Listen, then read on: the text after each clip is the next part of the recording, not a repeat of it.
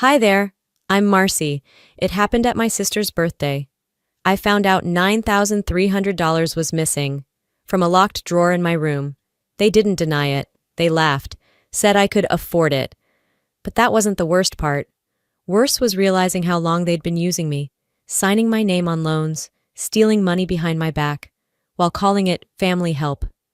Now they're broke, and I'm the one picking up the pieces of my bank account and my trust. The moment I stepped out of my car and onto the gravel driveway of the rental cabin in Colorado Springs, something felt off. The air wasn't cold, but there was a sting to it. Maybe it was the way my sister's kids were shrieking before I even made it to the porch. Or maybe it was Leonard's voice, already slurred, shouting something from the backyard like it was his house. I took a deep breath, adjusted my purse strap, and grabbed my small travel bag from the back seat. Jared couldn't make it. A last-minute case had pulled him into the office all weekend. I told him I'd be fine. It's just one night with family, I'd said, but my gut had known better. Inside, chaos reigned. Toys were scattered across the floor. Someone had burned something in the kitchen, maybe garlic bread, and Rosalind, our mother, was already flitting around the living room in that tight smile she always wore when pretending everything was perfect. "Marcy!" she called with fake cheer, pulling me into a one-armed hug, careful not to spill her wine. "You made it just in time. We're about to bring out the cake." I didn't care about the cake. I didn't come for balloons or candles or Darlene's faux gratitude. I came because I told myself I could handle them this time, that I'd grown enough spine over the years to not let their words cut as deep. After a few pleasantries, I made my way upstairs to the guest room and locked the door behind me. I opened my briefcase, took out a white envelope, and placed it inside the top drawer of the desk, which had a small metal lock. It wasn't Fort Knox, but it was better than nothing. That envelope held $9,300 in cash, my portion of a down payment Jared and I were planning to use for a real estate investment. I didn't want it in the bank just yet, not until we finalized paperwork. I double-checked the lock, pulled on the drawer gently. It held. Then I exhaled. Downstairs, laughter erupted over a game of charades. I could hear Darlene's voice dominating the room as usual. She always had a way of making everything orbit around her, even if it was just her birthday. I washed up, joined them for dinner, and smiled through conversations I didn't care about.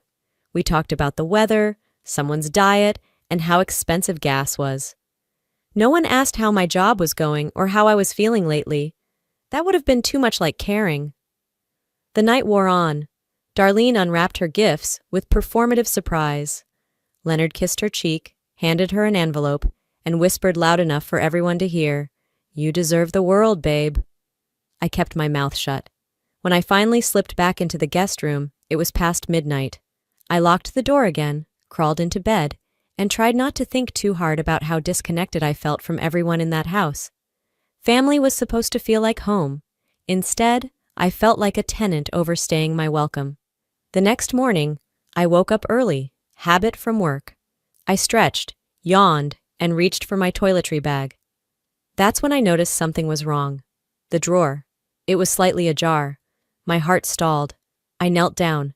The lock was broken, split clean where the metal met the frame. The envelope was gone. I stood frozen, staring at the cracked lock like it would rewind time if I looked hard enough. No, no, no, no. I yanked the drawer open, empty. I shoved my hands into the back, thinking maybe, just maybe, it had fallen behind. But there was nothing. My pulse thundered. My mind raced. I rushed downstairs, barely aware of how tight my grip was on the railing. They were all gathered in the kitchen, laughing over eggs and pancakes like we were the cast of some damn sitcom. "Who was in my room?" I demanded, my voice cutting through the room like a slap. The laughter stopped. Darlene looked up with a mouthful of toast. "Good morning to you, too. My drawer was broken into, $9,000. Gone." Leonard chuckled. Oh, that. Oh, that? I needed to pay off some stuff, he said casually, like he'd borrowed a pen. "We figured you'd understand." "You what?" My throat went dry. Darlene raised a brow. "Relax, Marcy. You always have money. It's not like you're hurting. Leonard's been drowning in debt. This helps us out." This wasn't a loan. I said, trying to keep my voice from cracking. You stole it. We didn't steal anything, she snapped. You left cash lying around. In a drawer, in a house full of family. What did you think would happen? I locked it. Leonard shrugged. Wasn't a good lock. You broke into it. Darlene rolled her eyes. God, you're so dramatic. You don't have kids. You don't pay for daycare, school supplies, doctor bills. You're living some solo glam life. It's time you shared the load. I stared at her, heart pounding. Her words didn't just justify theft. They rewrote reality, where my success meant I owed them, where boundaries didn't apply if someone called you family. No one said a word in my defense. Not Rosalind, not Clayton, not even the kids, who were too busy fighting over cereal. I sat at the table, stunned. My coffee went cold in front of me. They laughed. Darlene joked about her birthday party being perfect. Leonard kissed her again, like they hadn't just violated me. And all I could think was, if they did this once, they'll do it again. They already believed they had the right. And maybe they always did. I didn't touch my breakfast. I just sat there, numb, as Darlene laughed like she'd won something. Maybe she had. She took what she wanted, and no one blinked. The cabin felt smaller that morning, like the air had been sucked out of every room. Every time someone said family, it scraped like sandpaper across my skin. Later, when most of them scattered to the backyard, I cornered my mother in the kitchen. She was wiping down the counter like it was any other Sunday. The dish rag moved in slow, circular strokes, so casual it made me angrier. Mom, I said quietly, do you understand what just happened? They took $9,000 from me. She didn't stop wiping. Don't make a scene, Marcy. I stared at her. I'm not making a scene. I'm telling you I was robbed. Rosalind finally looked up, her face calm but condescending. Oh, come on, you've always been dramatic. It's not like they spent it on drugs. It was for the family. The family? I echoed. You don't have children. You don't pay rent with someone else's needs in mind. You live alone. You make more money than anyone here. So yes, maybe it's time you helped in a real way. I took a step back, stunned. That was my investment money. Jared and I have been saving for months. That's not extra. That's mine. And they're your blood, she said sharply. You think some stranger would ever take care of you like your sister has? You think if things ever went south, Darlene wouldn't open her home to you? I wanted to laugh. Darlene wouldn't even share the TV remote growing up. You're acting superior again, Rosalind continued. That's your problem. Always looking down your nose because you made it out. Because you got that fancy job and a boyfriend with a briefcase. I swallowed hard. It's not about being better. It's about basic respect. Respect? She scoffed. You barely call unless it's Christmas or someone's sick. My voice dropped to a whisper. Maybe because every time I do, someone needs money. She looked at me like I'd slapped her. How dare you? I walked away. Outside, the sounds of children playing and Leonard yelling over a grill floated through the open window. It was surreal, like the theft had only happened in my head, like I was the crazy one for still caring. I needed air. By late afternoon, I was sitting under the deck, near the patch of trees that lined the back of the cabin. That's when Clayton came over. My younger brother, the only one in this family who hadn't learned to weaponize guilt. He lowered himself onto the log beside me. They shouldn't have done that. I didn't respond. He hesitated, then added, It's not the first time. I turned to him. What do you mean? He ran a hand through his hair. Sometimes Darlene asks Mom to borrow money, except she doesn't ask you. She asks through Mom. And Mom always says yes. Then later she says it was your idea, that you offered.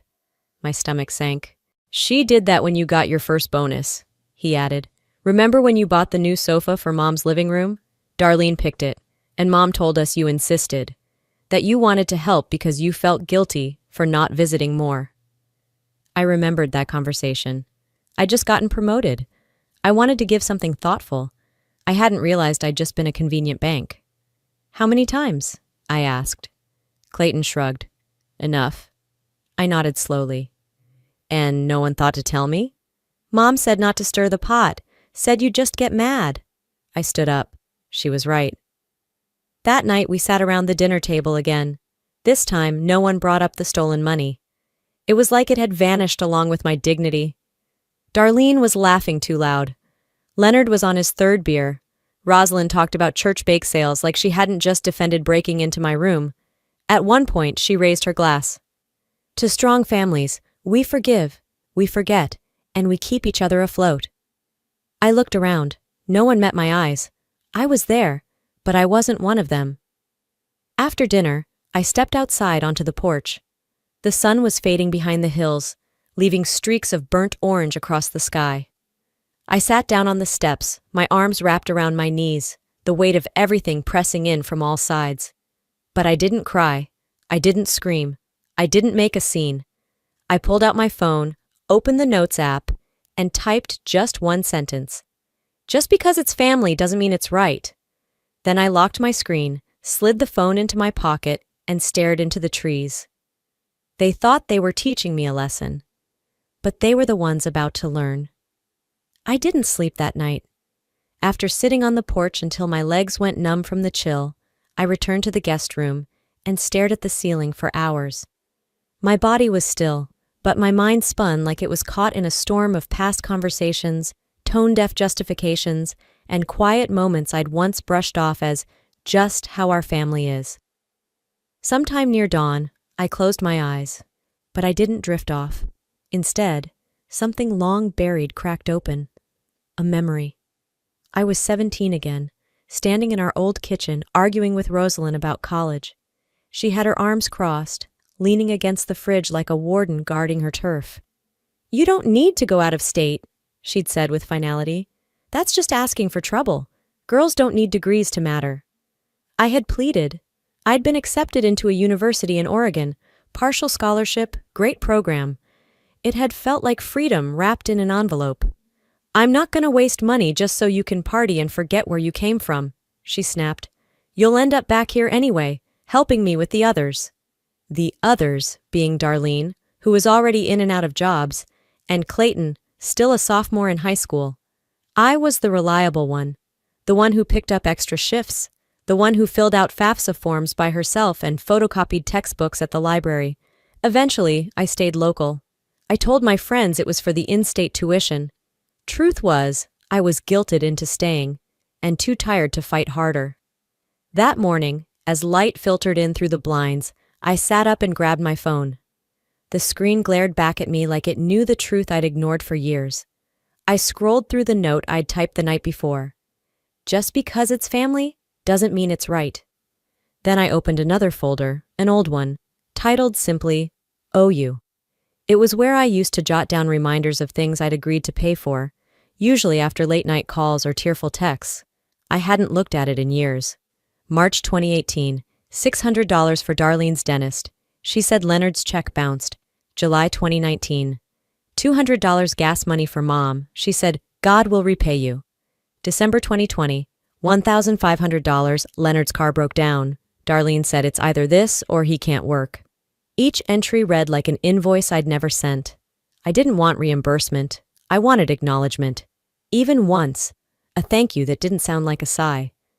As I scrolled, the screen blurred for a second, not from tears, but from exhaustion. Just before I locked my phone, Clayton knocked softly on the door. "Hey," he said. "Got a minute?" I nodded and motioned him in.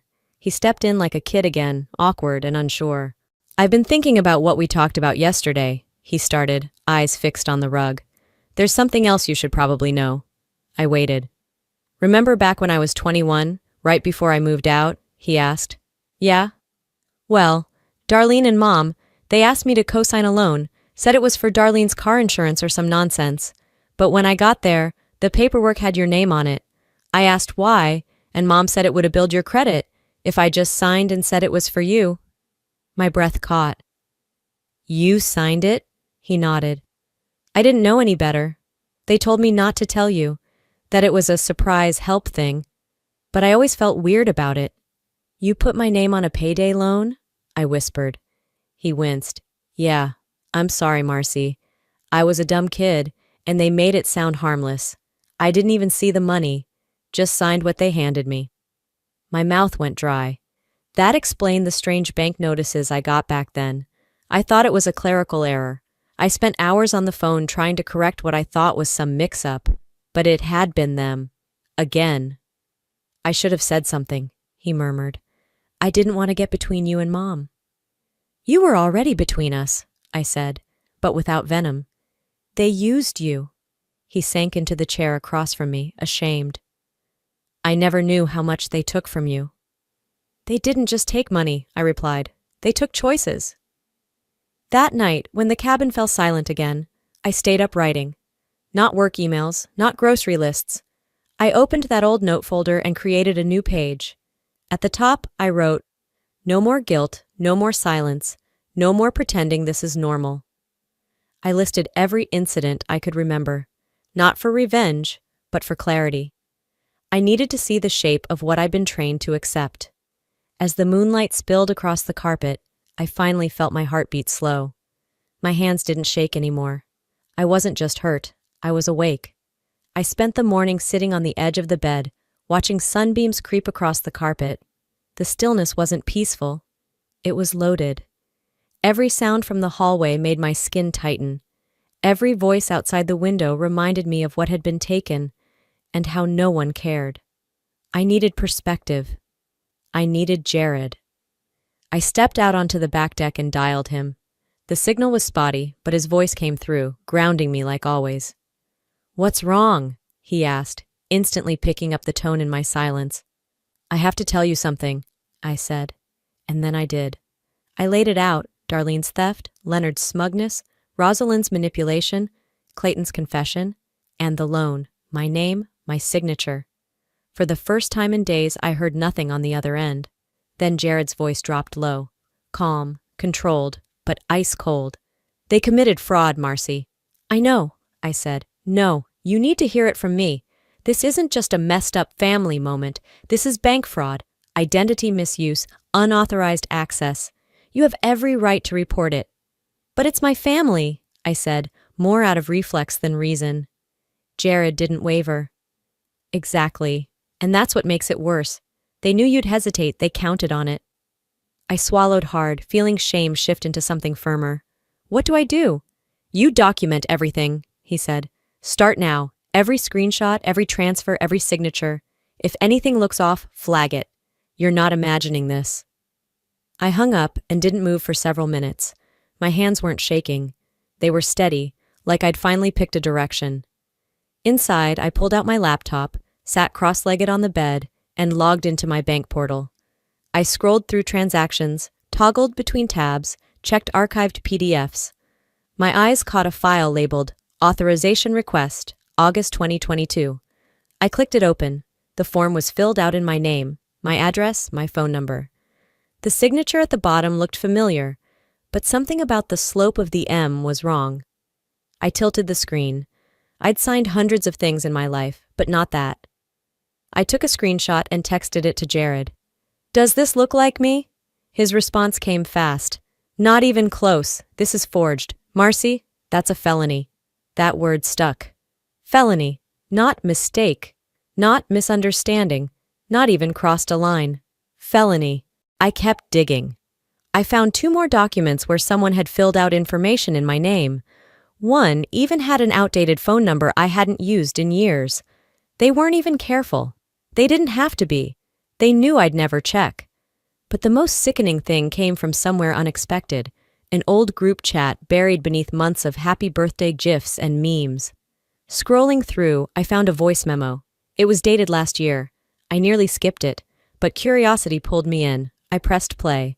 Darlene's voice came through first, giggling. "If she ever finds out, she'll freak. But hey, it's not like she's gonna sue her own sister." Then Leonard chimed in. "Exactly, she's soft. She'll huff and puff, then move on. She always does." The audio cut off there, but my stomach had already turned. It wasn't just betrayal, it was mockery. They knew they were hurting me. They thought it was funny. I forwarded the memo to Jared, along with the forged forms. I didn't need his legal opinion this time. I knew what it was. By noon, I'd printed every piece of documentation I had. PDFs, screenshots, even emails I once brushed off. I slid them into a folder, labeled it in thick red marker, "Family Fraud, Do Not Ignore." I packed quietly, a few essentials, the folder, my dignity. That was enough. I booked a hotel in Denver and planned to leave before sunset. As I zipped up my suitcase, I opened my journal and wrote the first real declaration I'd ever allowed myself to believe. If they wanted a battle, they just got one. By late afternoon, the sky had dulled to a flat gray, the kind that made it impossible to tell what time it really was. Clouds sagged over the hills like a lid tightening on a pot ready to boil. I zipped up my overnight bag one last time and left it by the door, tucked behind the coat rack, just in case. I found Darlene alone in the kitchen, scrolling her phone and eating the last of the birthday cake straight from the box. I didn't ease into it. "I want it back," I said. My voice was low, steady. "All of it. The full 9,300. You have until tonight."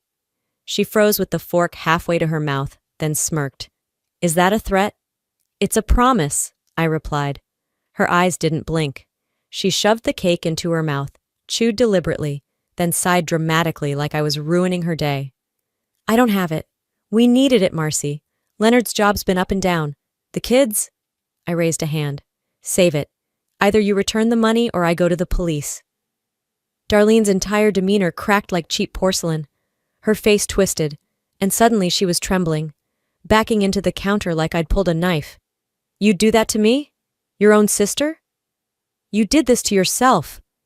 She collapsed onto the bar stool and burst into sobs, loud, ugly sobs that sounded rehearsed. "I'll kill myself if you go through with this," she wailed. "Is that what you want?" I didn't flinch, but inside something flickered. I'd heard this song before, not from her, but from our mother. As if on cue, Rosalind rushed in, eyes wide. "What is going on?"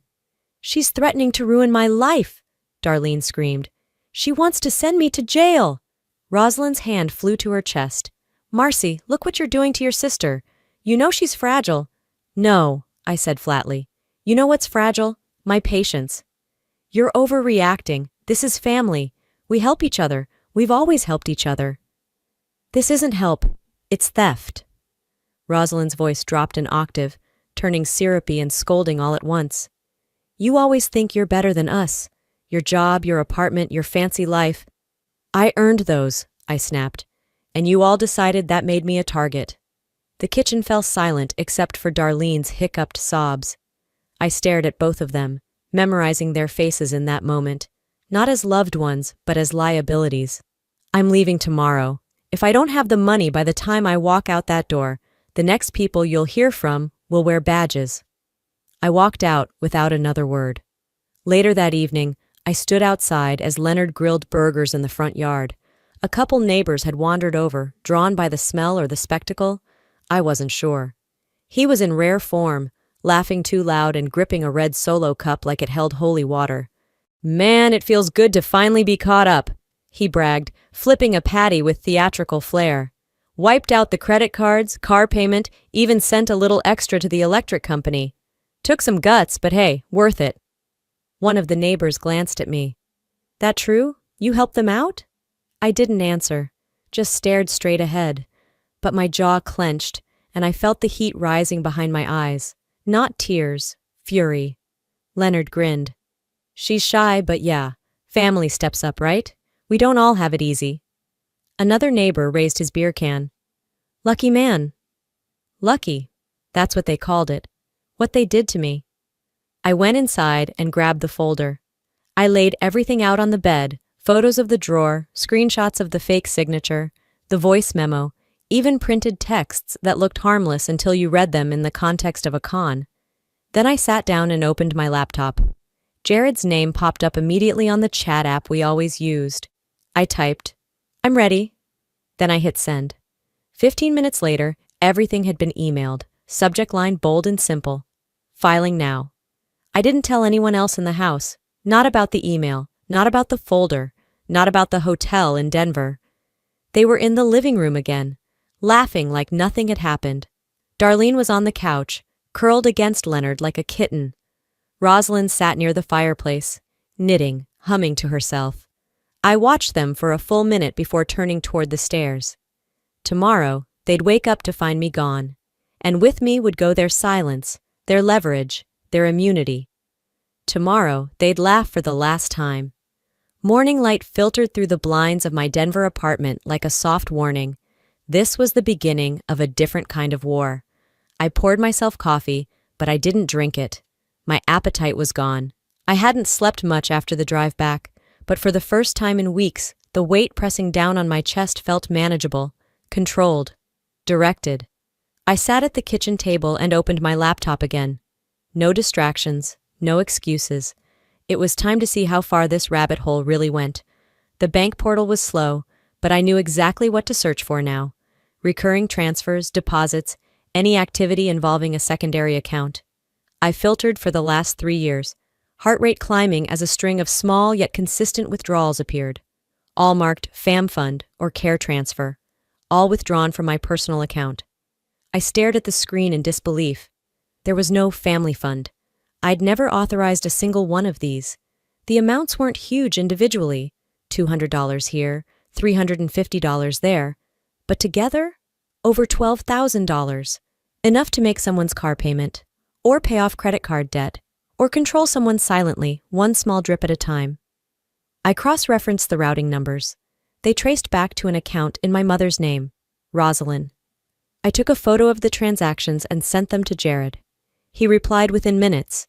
These are systematic, long-term misappropriation. This strengthens the fraud case. I leaned back in my chair, numb and furious. She had told me it was grocery money for the grandkids. Once. She never said it was recurring.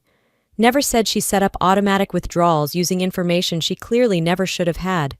She used me like a silent ATM, and I never even heard the beeping. Then Jared sent another message. No words, just an image attachment. I opened it and went cold. Leonard, grinning like he'd won the lottery, posed in front of a chain restaurant in what looked like a staged casual photo. His wrist gleamed, a silver Omega watch, identical to the one Jared gave me last year when I made partner. Same model, same band, same rare engraving. The caption under the post read, "Finally matching the big shots." That watch wasn't in stores. It was part of a limited drop. Jared had to pull strings to find it. I zoomed in. It was my watch. Mine. I had left it at the cabin weeks ago during a spring visit, thinking I misplaced it. I sent the photo to Jared. "Stolen," I wrote. "He's taunting us." He replied, "We escalate." That's exactly what I did. I compiled every record, bank transactions, voice memos, screenshots, photos, and uploaded it all into a secure folder Jared had set up for the Financial Crimes Division. Every page told the same story. This wasn't a mistake. This was a slow, methodical siphoning of trust disguised as support and family. I filed the formal complaint. It was done. And for the first time, I felt powerful. Not because I won, but because I finally stopped pretending to lose. Next, I called a private investigator. I gave them everything I had, asked them to trace older activities, including transactions tied to past tax returns and checks I'd written during college that never matched any receipts. Jared told me to prepare for the long haul. I told him I wasn't going anywhere. That evening, I stood by my window, staring out at the Denver skyline. It was almost beautiful. How far I'd come and how far they'd pushed me. Then I typed out one final message. No flourishes, no explanations. To Darlene, I suggest you talk to a lawyer. I didn't wait for a reply. Instead, I blocked every number in my contacts tied to my family. Rosalind, Darlene, Leonard, even the landline at the old house I grew up in. For the first time in my life, silence was mine. And this time it wasn't weakness. It was a weapon. Jared called me the next morning, his voice tighter than usual. "You might want to check your work email," he said.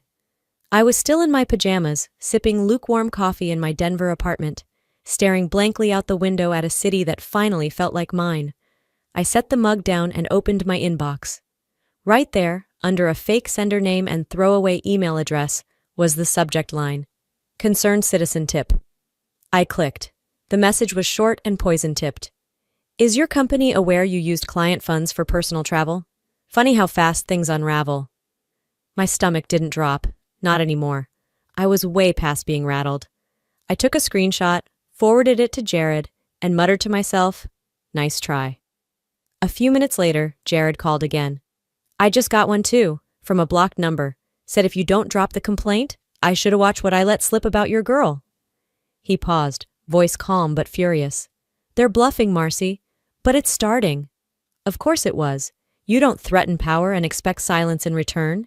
You corner a family that thrives on control and secrets. They come at you dirty. And that's exactly what they were doing. Jared had his tech guy trace the emails. Encrypted proxies, disposable domains, untraceable but obvious. It screamed Darlene. She didn't need a real plan. She just needed chaos. And she knew where to dig. The next evening, Jared sat across from me at the kitchen island, scrolling through old files. Anything in your past they could twist? Something minor they could blow up? I hadn't thought about Brian in years. My college boyfriend, the quiet one with soft eyes and a nervous laugh. Then I remembered. The favor. No, the trap. Darlene had once convinced Brian to loan her money, saying it was for something Marcy doesn't want people to know about. I never saw that cash, never even knew it happened until Brian broke up with me in a 3-sentence email that ended with, I don't know who you really are, and I don't want to find out. Back then, I thought he was just being paranoid. Now I knew better. They could twist it into fraud, I told Jared. He nodded grimly. We'll preempt it. Statement, affidavit from you, timeline from me. Anything else you remember? Dig it up. We worked in silence for over an hour. I pulled up old text logs, college email archives, even scanned my old Facebook messages.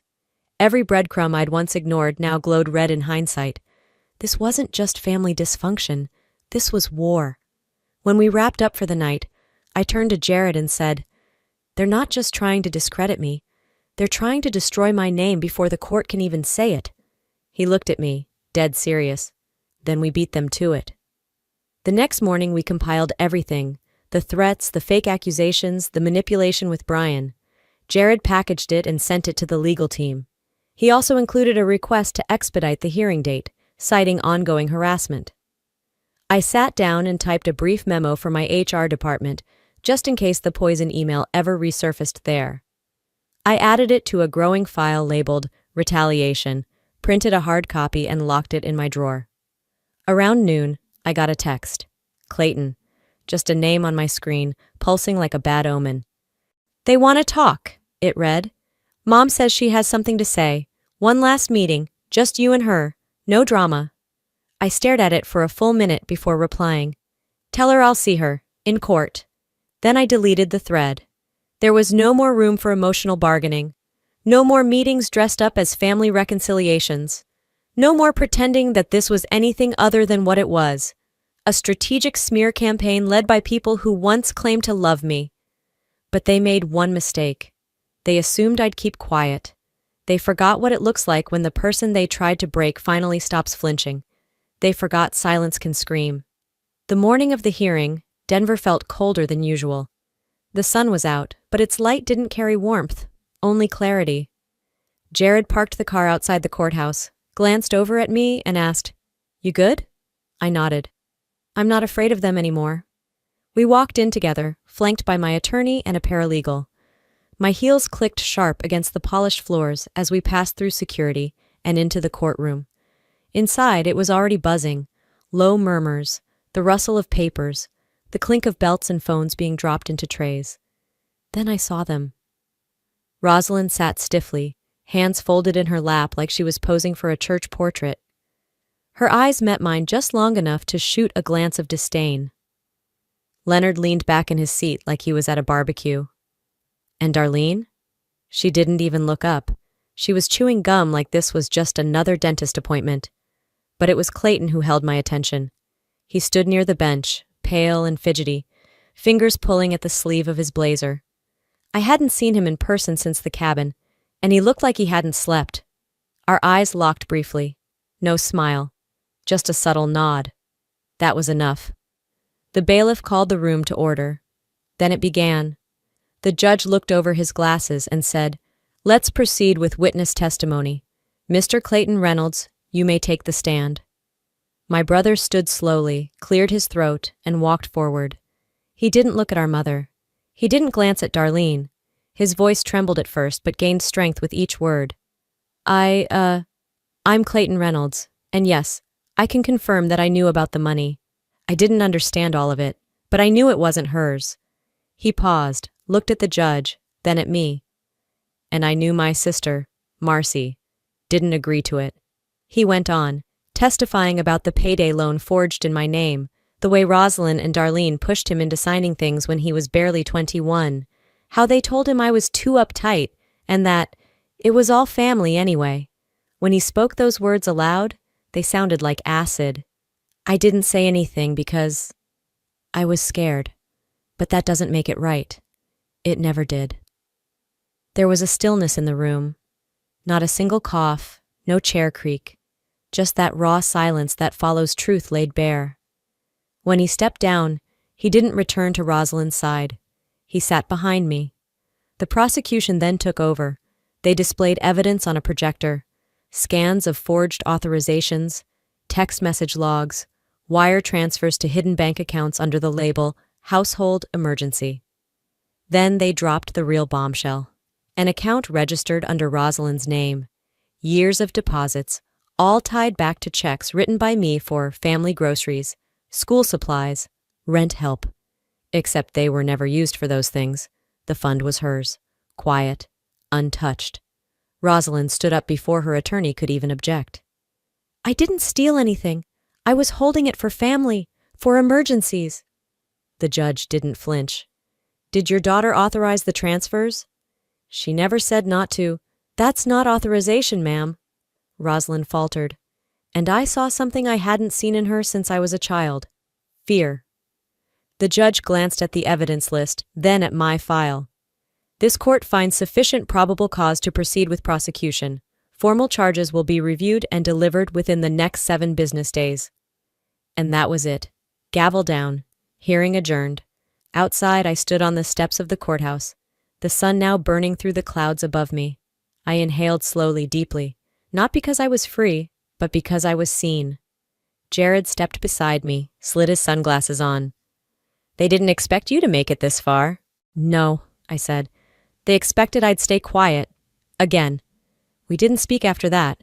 We didn't need to, because silence, this time, wasn't surrender. It was victory echoing between every breath. 60 days passed.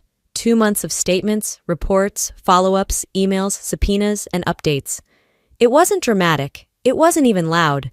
Justice, as I came to learn, moves like a glacier, slow, unstoppable, and indifferent to the damage it scrapes clean on its way. I received the final notice on a Tuesday morning. A simple envelope, white and stiff, delivered to my apartment door.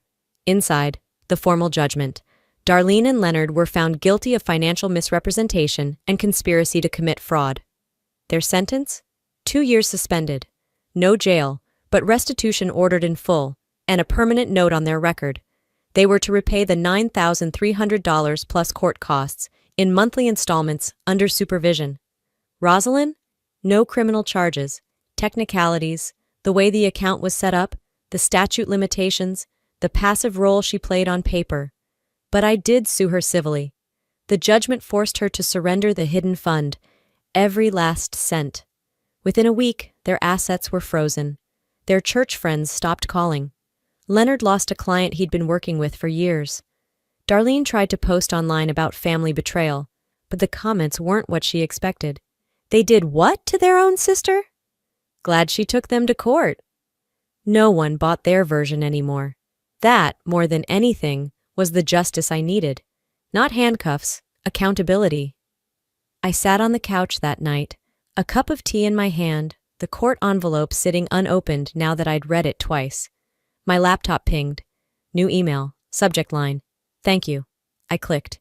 It was from Ramona, a woman I barely knew, cousin of Nicholas, an old friend I'd once worked with. She wrote, I know we've never talked much, but I needed to reach out. I read about your case, I saw your name in the local legal newsletter, and I recognized the last name because I knew Darlene.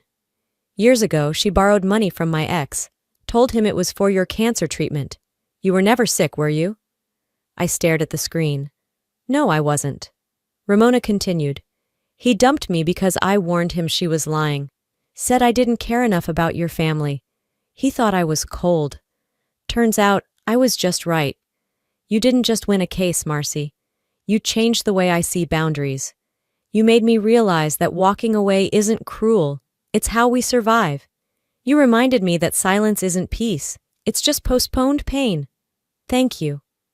I didn't cry. I just sat there, still, the weight of her words grounding me in a way nothing else had. It wasn't just personal anymore. It had never been. Darlene had spun this web for years, fabricating need, exploiting relationships, rewriting narratives where she was the hero, and I was the rich, absent sister who owed her everything. This case hadn't uncovered all of it, but it uncovered enough. That evening, I stepped out onto my balcony. Denver's skyline shimmered beneath the early August haze. The air was hot, thick with summer. Jared came up behind me, wrapped his arms around my waist, chin resting on my shoulder. "You feel free yet?" he asked. I didn't answer right away. I looked out at the streets below, the people, the movement, the normalcy. "No," I said finally, "not free." He pulled back slightly, concerned. "But I feel safe," I added. "And for now, that's enough." We stood there like that until the sun dipped behind the buildings, casting long shadows over the city. I thought about the woman I was 3 months ago, careful, quiet, complicit. The woman who smiled through family betrayals and called them quirks. The one who thought strength meant keeping peace. That woman was gone. She didn't disappear at the courthouse. She vanished the moment I chose to write it all down. To file the complaint. To speak when everyone expected me to swallow it. To draw a line and mean it. I didn't need to see them punished to feel powerful. I just needed to be the one who finally said no. I used to think loyalty meant silence. That keeping peace meant swallowing pain and excusing betrayal, just because the people hurting me shared my blood. But here's what I've learned. Family isn't about obligation, it's about respect. And silence? Silence is not noble when it protects abuse. Silence is survival's enemy. If you're watching this and you're standing at that same cliff, between speaking up and staying quiet, I want you to know, you are not wrong for saying enough. You are not selfish for drawing a boundary, and you are not alone. I didn't just lose money, I lost trust, years, and parts of myself I'll never get back. But I gained something too, a life I finally own. So maybe you're watching this from a couch you paid for, but don't feel at home on. Or maybe someone you love keeps crossing the line and calling it love. If so, tell me, what would justice look like for you? Let's talk in the comments, share your story, or just say where you're watching from. If this story touched something in you, drop a 1 in the comments, so I know I'm not alone either. And if it didn't, that's okay too. Tell me why. Tell me where you're tuning in from. And if you want more stories like this, raw, real, and unapologetically human, hit that subscribe button. Because the truth deserves a voice. And this channel is here to help you find yours. Hello, my name's Lavenna, and on Christmas Eve, my husband handed me divorce papers in front of his entire family, just like they'd planned. They all watched, waiting for me to cry. But I didn't, because I had a folder in my purse, with his signature, a prenup he drunkenly signed months ago. He lost 70% of everything. What they didn't know was that I was pregnant, and that the woman they underestimated had been preparing this moment for nearly a year. They thought they were ending something, but what if this was only the beginning? They seated me at the end of the table again, right next to the kitchen door, where the steam and clatter of serving trays replaced actual conversation. No name card for me. Everyone else had theirs in delicate calligraphy. Mine? Just a folded napkin that someone half-heartedly pushed aside to make room. It wasn't a mistake. It never is. I smiled, the way women do when they've already cataloged every slight, and filed it away. My hands rested politely in my lap, even though I could feel my fingers curling into my dress. The linen felt stiff. I had ironed it that morning, knowing full well no one would notice. They never did. Isolde was at the head, of course. Perfect posture, pearls. She looked like a woman who'd never been interrupted a day in her life. Quentin sat beside her, laughing with his uncle about market trends like he didn't know I was 10 feet away. Which, emotionally, I wasn't even that close. The turkey was still warm when Sable, my sister-in-law, raised her wine glass and let out a laugh. You all remember the story, right? How Mom didn't even want Lavanna at first? How she told Quentin she hoped he'd find someone less complicated? She looked right at me, eyes dancing with faux innocence. But look, you wore her down. Laughter around the table, warm, familial. Quentin chuckled too, swirling his wine like he couldn't hear the sound of my spine stiffening. Not a soul said, "That's not true." Not a single damn one. I smiled again. It was quieter this time, less teeth. The kind of smile you wear when you realize the room you're in was never meant to include you. Not fully. I reached for my glass of water and took a slow sip, using the movement to avoid making eye contact with anyone. The air suddenly felt too thick. No one corrected the story, not even my husband. That silence, it told me more than any words ever could. I remember the first time they invited me to this house. I brought dessert. From scratch. Peach cobbler. Isolde said, "We're more of an apple pie family," then threw it out the next morning. I told myself she was just being traditional, not cruel. Years passed, patterns formed, family weddings where I wasn't asked to speak, baby showers where I sat on the edge, taking photos instead of being in them, dinners where I cleared the plates and never heard a thank you. Always the helper, never the daughter, certainly not the equal.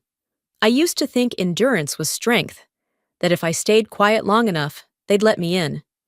I clung to that idea like a raft in a storm. Now I wasn't so sure. Quentin's father leaned in across the table to toast his son's latest business deal. I watched him beam, watched Quentin take all the pride in the world without ever looking my way. I wasn't a partner in that success. I was scenery. After dessert, as I helped clear the plates, of course it was me, Sable brushed past and whispered, "You're lucky, you know. Most women wouldn't survive Quentin." I paused, tilted my head just enough to acknowledge her, and I smiled one last time. But this one? It didn't touch my eyes. It didn't try to. Survival was never the goal. Not for me. I don't plan to survive him. I plan to outlive him. That thought, the one about outliving Quentin, didn't just bloom at the dinner table. It had been growing quietly, like a root under concrete, since the day I lay alone in a hospital bed, the walls too white, the air too clean, and the silence deafening. 6 months ago. Late spring. The bleeding started on a Wednesday morning, just before sunrise. At first, it was a dull ache, like cramps. Nothing unusual. I didn't panic. I made tea. I paced the hallway, pressing my palms into my lower back. Then the pain changed. Sharp, deep, wrong. I called Quentin. Voicemail. I texted him. Then again. And again. I called Isolde. No answer. I even tried Sable. Silence. I remember curling up on the bathroom floor, still wearing my robe, phone clutched in one hand, my other trembling over my abdomen. I whispered, "Please, not this." And then the towels were soaked, the floor smeared, and I was in my car, hands shaking on the steering wheel, driving myself to the ER while biting my lips so hard it split. They checked me in. Efficient. Cold. The nurse asked if someone would be joining me. I just shook my head. By the time the doctor confirmed it, I already knew. "There's no heartbeat," he said. His voice was soft, but the words hit like cement. I stayed there for 19 hours. 19. They brought food I didn't touch. The nurse changed the bedding twice. My phone never lit up, not once. The doctor came in near midnight to say I could go home. He asked again if anyone was coming. I told him I preferred to leave alone. That was a lie. I walked myself out. The air outside was thick with summer rain. I didn't cry. Not because it didn't hurt, but because I was too empty to produce tears. Something inside me had snapped shut. Back at the house, it was dark. Quentin had texted once, just once, hours earlier. "Golf tourney ran late. Everything okay?" I didn't reply. I showered. I burned the towel I bled on. I crawled into bed and stared at the ceiling, waiting for the sun. Weeks passed. We didn't speak about it. He never asked how the appointment went. Isolde sent a lemon tart 2 days later with a note. Hope you're feeling better soon. No mention of anything real. That was their way. Pretend the wreckage was just spilled wine.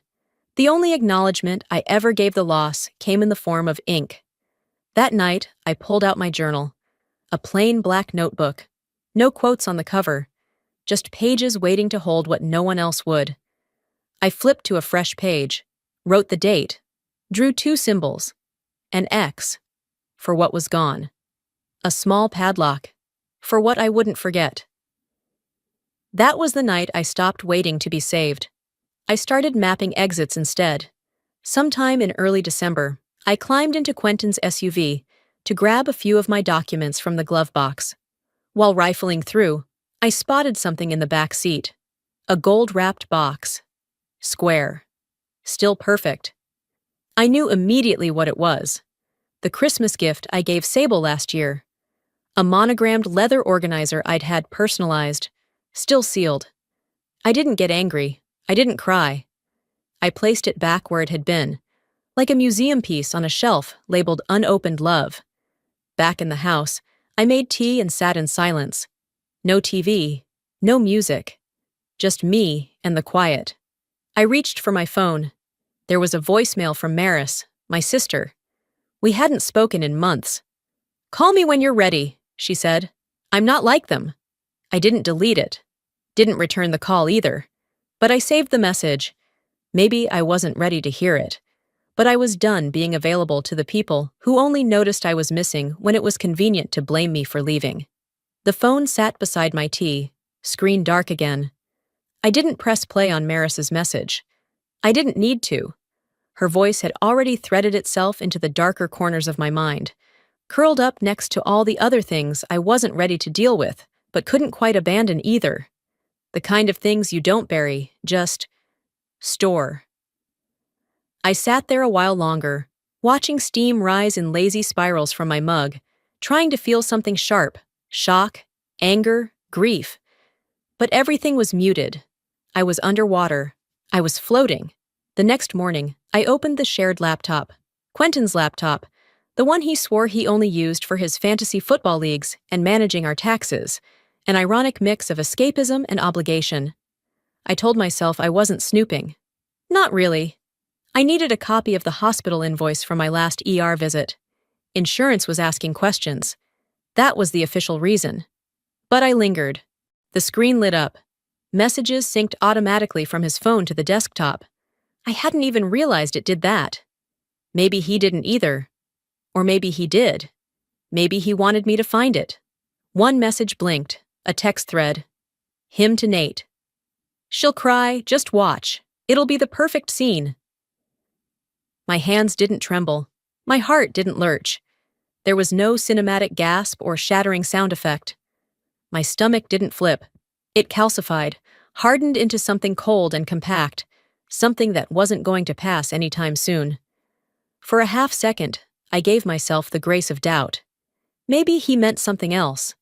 A movie scene, maybe. A prank they were planning for someone else. Some obscure joke between old college friends. But deep down, I knew better. The timing, the phrasing, it all lined up. Christmas dinner. His entire family gathered under one roof. Isolde and her curated place settings. Sable's self-satisfied smirk. The cranberry sauce shaped like a can still on the table. He wasn't planning a holiday. He was directing a performance. And I was cast as the weeping wife. I took a screenshot, then another, just in case. I emailed both copies to myself, labeled the subject Documentation. Then I created a folder titled Receipts 2023 and backed it all up. When I closed the laptop, I wiped the counter clean with a damp cloth, like none of it had ever happened. I didn't confront him. Not then. 3 days passed. Enough time to host a few fake smiles, finish wrapping the last of the gifts, and pretend I didn't flinch every time he brushed past me in the hallway. That's when Isolde showed up. Unannounced, as always. I was on the floor in the laundry room, sorting socks and debating whether bleach would fix a wine-stained blouse. She walked in like she owned the place, a white garment bag slung over her arm like an offering. "I had this tailored for you," she said, like she was doing me some grand favor. "For Christmas dinner, I thought something softer. You've had a rough year." She unzipped the bag. Inside was a beige dress, high neckline, dropped waist, minimalist to the point of being monastic. The fabric was so light it looked nearly translucent under the overhead light, like it could vanish if I breathed too hard. "It's forgiving," she added, placing the emphasis just so. I held it up, forced a smile. "It's lovely," I said, but in my head, I was already placing it somewhere between costume and shroud.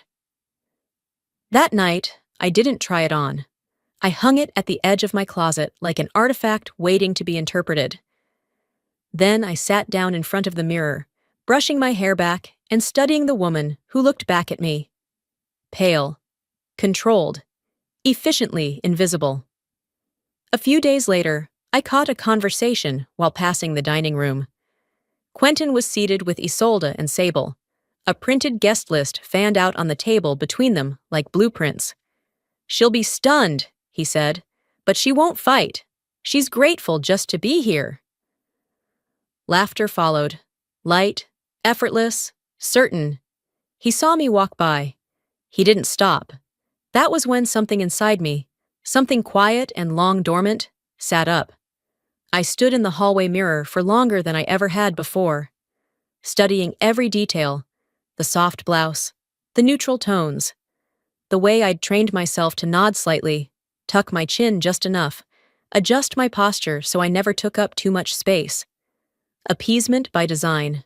My body had been edited for years, not to be beautiful, just to be acceptable. I wasn't ashamed, I was taking inventory. That night, I opened my notebook and drew 3 columns. What they see, what I show, what I'm building. Under what they see, I wrote, submissive, quiet, weak. Under what I show, I wrote, smiles, compliance, gratitude. Under what I'm building, I paused. I didn't write anything, not yet. That column needed evidence, not speculation, not ink. The next morning, I took the beige dress off the hanger, pulled it over my head. It slid down my frame like an apology. I turned to the mirror, examining the silhouette. Soft, non-threatening, decorative. The kind of woman you could humiliate at dinner and still get praised for your restraint. I tilted my head, blinked slowly, practiced the expression they all expected.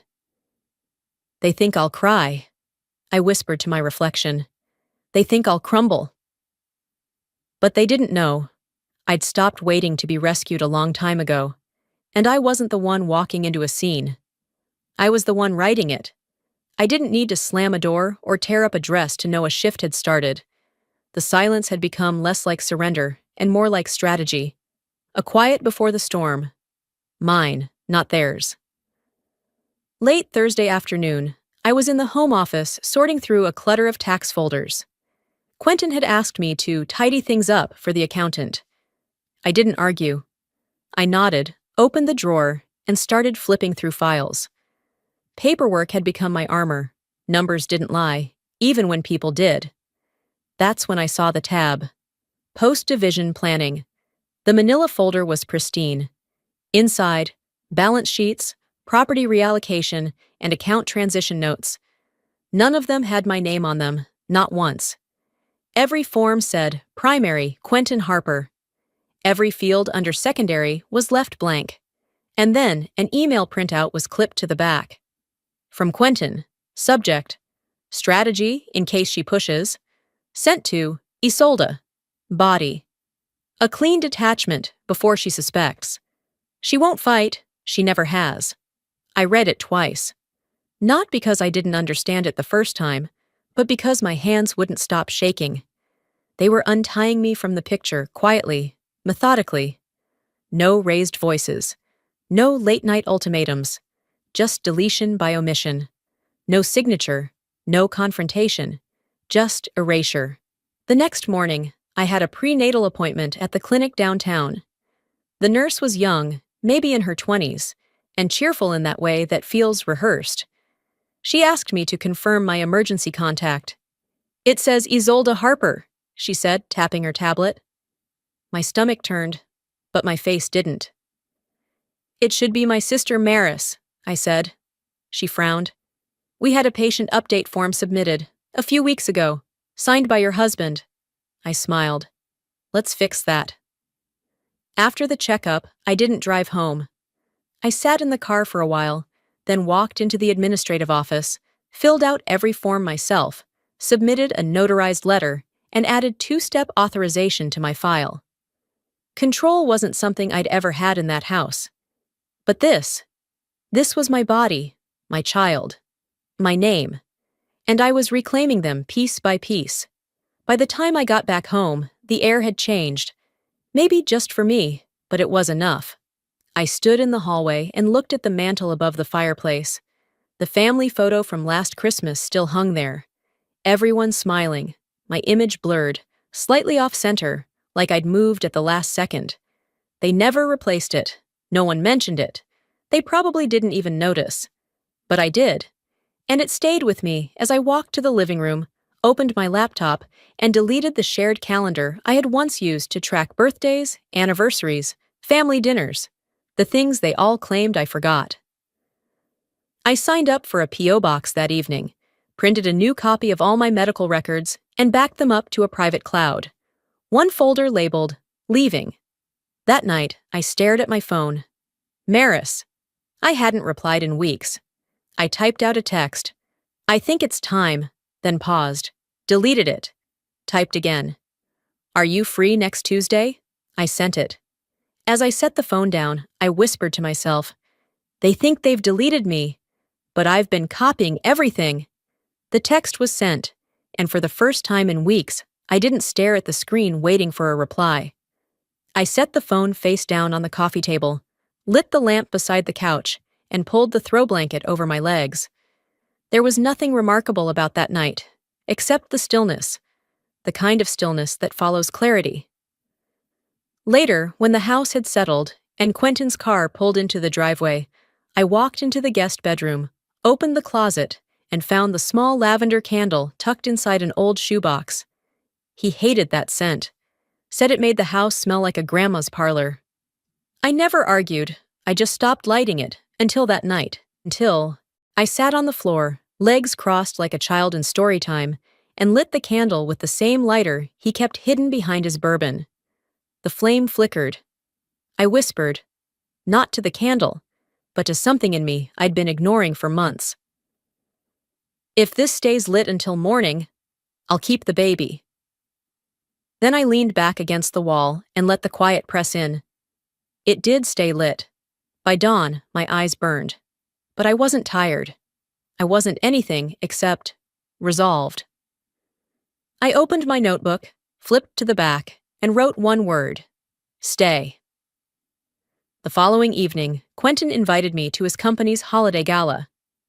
You'll want to look nice, he said. It's all the partners this year. Big faces, real money. Don't embarrass me. I looked up from my tea and said, I'll wear what I want. He raised an eyebrow but didn't push, probably because he assumed I'd fall in line, just like I always had. Saturday came. I wore a navy dress I bought on clearance, paired with a soft gray coat I'd splurged on last fall. No beige, no pastel, no approval. When we arrived at the hotel ballroom, I noticed how quickly he walked ahead, how he didn't glance back to check if I was behind him. I stayed 2 steps behind, smiling politely to strangers, letting the buzz of expensive perfume and practiced laughter wash over me. Halfway through the evening, as the CEO passed by, I reached gently for Quentin's arm. A simple gesture, reassuring, steadying. He flinched, not physically, but in that way a man does when he wants to shake you without making a scene. Then he laughed and said, loud enough for 3 people nearby to hear, She gets clingy sometimes. Holidays, right? Laughter. Not mine. I stood still, hand frozen midair. I dropped it to my side, found a glass of water from a nearby table, and took a sip. No one noticed. Not really, but I did. He just called me desperate, in public, again. On the drive home, the silence in the car was heavy, but not new. The the kind of silence that settles after a fight that never actually happened. I turned to him. Calm, not angry, not even cold. "Keep underestimating me," I said, voice level. "See how that works out for you." He scoffed, eyes still on the road. "I'm not scared of your little threats." I turned away from him and looked out the window. "You should be." When we got home, I didn't slam a door. I didn't even speak. Instead, I lit the lavender candle again. It flared instantly. I watched it for a moment, then pulled a sticky note from the desk drawer and wrote, "He laughed." I didn't. I stuck it on the inside cover of my notebook. That was the last time I reached for him. The last time I reached out at all. From then on, I would reach in. I didn't write anything else in the notebook that night. I didn't need to. The warning had already been issued. Quiet, sharp, and unshakable. I closed the cover, blew out the candle, and slept better than I had in weeks. The next morning, a Saturday, I slipped on jeans and an old sweatshirt, pulled my hair into a knot, and drove into town. There was a lawyer's office on the edge of downtown Asheville, tucked between a florist and an old insurance firm. It belonged to Milas Freeman. Maris had given me her name months ago, just in case. At the time, I had filed it under the mental drawer marked, "Not yet, now was yet." I walked in without an appointment. The receptionist looked surprised, but didn't stop me. Maybe it was something in my face. Maybe it was the manila envelope in my hand. Milas looked up from her desk when I entered. She was younger than I expected. No-nonsense posture, silver hair cropped tight. No smile, just a curious raise of the brow. "I'm Lavina Harper," I said. "I think my sister called you a while back." "She did," Milas replied, folding her hands. "Have a seat." I opened the envelope. Inside was a napkin, folded carefully, preserved like a document worth more than its weight. Quentin had signed it at a friend's engagement party back in September. He was drunk, red-faced, slurring, riding high off closing a sale. I'd made a joke about protecting my book money, a short story I'd sold to a literary journal for $600. He grabbed a pen from the bartender, scribbled something resembling a prenup on the back of a cocktail napkin, then tossed it in my lap and said, "There, now you feel safe?" I kept it. I never told him. Milas read it, twice. Then she looked up. "This is valid." I nodded. "With this, we can build an ironclad amendment," she said. "And if he files first, we win first." That was all I needed to hear. The next 3 days were a blur of scanned documents, notarized pages, and digital backups. I watched my name reappear in line items where it had once been erased. Home equity, investment accounts, vehicle titles. Not as a favor, as a right. Milas worked fast, efficient. She didn't pity me. She didn't coddle. She respected the paperwork. By the end of Tuesday, I had a file folder in my desk drawer, one in a locked box in the laundry room, and a USB drive hidden in a tampon box under the bathroom sink. My phone held encrypted copies, and Maris had a full set stored in her cloud. That night, Quentin asked if I'd seen a confirmation email from our financial advisor. "It was in the shared folder," he said, digging into his stir-fry. I shrugged. "I haven't checked." Truth was, he'd deleted the whole folder the day before. He thought I hadn't noticed. He thought the prenup was a joke, but the joke had a signature and a date, and I wasn't laughing. When he started changing passwords and redirecting access to our brokerage accounts, I let him. Let him think he'd cut me off. Let him believe he was 5 steps ahead. What he didn't know was that I'd mirrored the entire drive 3 weeks prior, before he even started acting suspicious. Paranoia makes people sloppy. Entitlement makes them blind. Wednesday morning, Milas emailed the finalized amendment. Legally binding, enforceable under his own wording. She called a few hours later. "He thought he was mocking you," she said, "but he signed a knife." I leaned against the kitchen counter, staring at the framed photo on the fridge, Quentin and me in Charleston, back when pretending was easier. I'd hated that trip. He hadn't let me pick a restaurant. said I was indecisive, said he had to plan everything or I'd freak out. I remembered that photo because it was the only one from the trip where I didn't look like I wanted to disappear. He gave me the blade. I just had to wait for the right table to set it on. By the time I zipped up the pale dress and slipped my hand into the clutch, the sky outside had turned a soft gray, just enough light left to see your own breath. The house was already filled with the smells of rosemary, baked ham, and too many scented candles trying to cover the scent of control. I moved through the rooms like a ghost with a to-do list, refilling wine, adjusting a crooked napkin, helping Isolde fold linen place cards that spelled everyone's name correctly. Everyone's but mine, of course. Mine was scribbled with a dull pen on the back of a seating chart, taped to the bottom of the tablecloth. I left it there.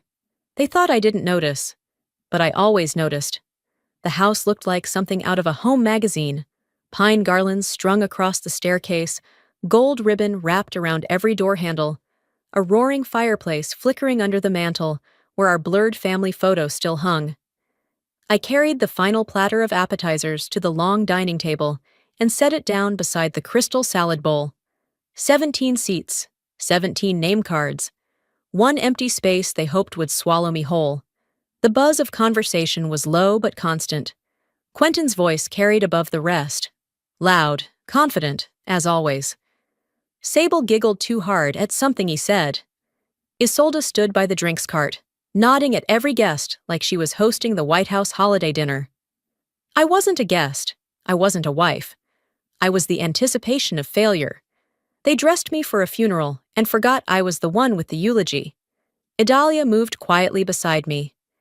She didn't say much during family events, knew better than to offer opinions. But she paused while clearing empty glasses and leaned close enough for her breath to brush my cheek. "Kitchen's quiet," she murmured. "Come with me for a second." I followed. The hallway seemed longer than usual. When we reached the pantry door, she didn't open it. Instead, she slipped a folded paper from her apron and pressed it into my hand. No explanation. On the bottom corner, in her small, neat handwriting, just in case. I opened it when I reached the hallway bathroom. It was a printed transfer authorization, signed by Quentin. The one he swore didn't exist anymore. Dated, stamped, legal. My fingers didn't shake, my breath didn't hitch. I folded it back up and slid it into my clutch. It was time. I walked past the living room, past Isolde whispering to her cousin about managing expectations, past Sable reapplying lipstick at the hallway mirror, past Quentin standing by the fireplace like he was preparing a speech. In the guest room, I opened the bottom drawer of the small side table. Inside was everything Milas had prepared. A sealed copy of the prenup, the amended terms, and one slim white envelope. I tapped it once against the edge of the drawer before placing all of it into my clutch. I stood in front of the mirror. The dress hung off me like permission. Permission to disappear, to defer, to let them decide who I was. But my eyes didn't belong to a woman who was disappearing. I straightened my shoulders, reapplied the lipstick I liked, not the shade Isolde had gifted me, and walked back toward the table. They were all seated now. Quentin saw me approaching and smiled like he'd won something. Like this was the final act in a play he had written. He didn't know I had rewritten the ending. They dressed me for a funeral and forgot I was the one with the eulogy. The clinking of silverware had slowed, and the buzz of conversation dipped just enough for everyone to hear Quentin tap the side of his wine glass. 3 clear notes, like the beginning of a speech no one asked for but everyone expected. He stood with a practiced smile, holding a white envelope between his fingers like it was a wedding toast. The lights above the table cast a golden glow on his blazer, on the crystal, on the faces lined up around the table, each one tense with something between curiosity and complicity. "Before dessert," he said, looking directly at me, "a little something for my lovely wife." He handed me the envelope with the flair of a man delivering a gift that wasn't really a gift. His fingers brushed mine. His eyes sparkled. The room went silent, and I could feel the weight, like they were holding their breath, waiting for me to cry, to run, to plead. I opened it slowly. Divorce papers, already signed and dated by him. I let my eyes skim the lines. I didn't need to read every word. I'd seen this tactic coming. Quentin was the kind of man who bet on outcomes, and he'd bet on mine. I lifted my head, met his gaze. Then I signed. My hand didn't shake. My pen didn't pause. When I looked up, Quentin laughed under his breath. "That's it?" he asked. I capped the pen. "That's it." The silence that followed cracked slightly. A few relatives exchanged quick looks, unsure if they should feel relieved or disappointed. I reached into my clutch and pulled out a small, neatly wrapped leather folder. I placed it beside Quentin's wineglass with care. "Your turn." He hesitated, then opened it.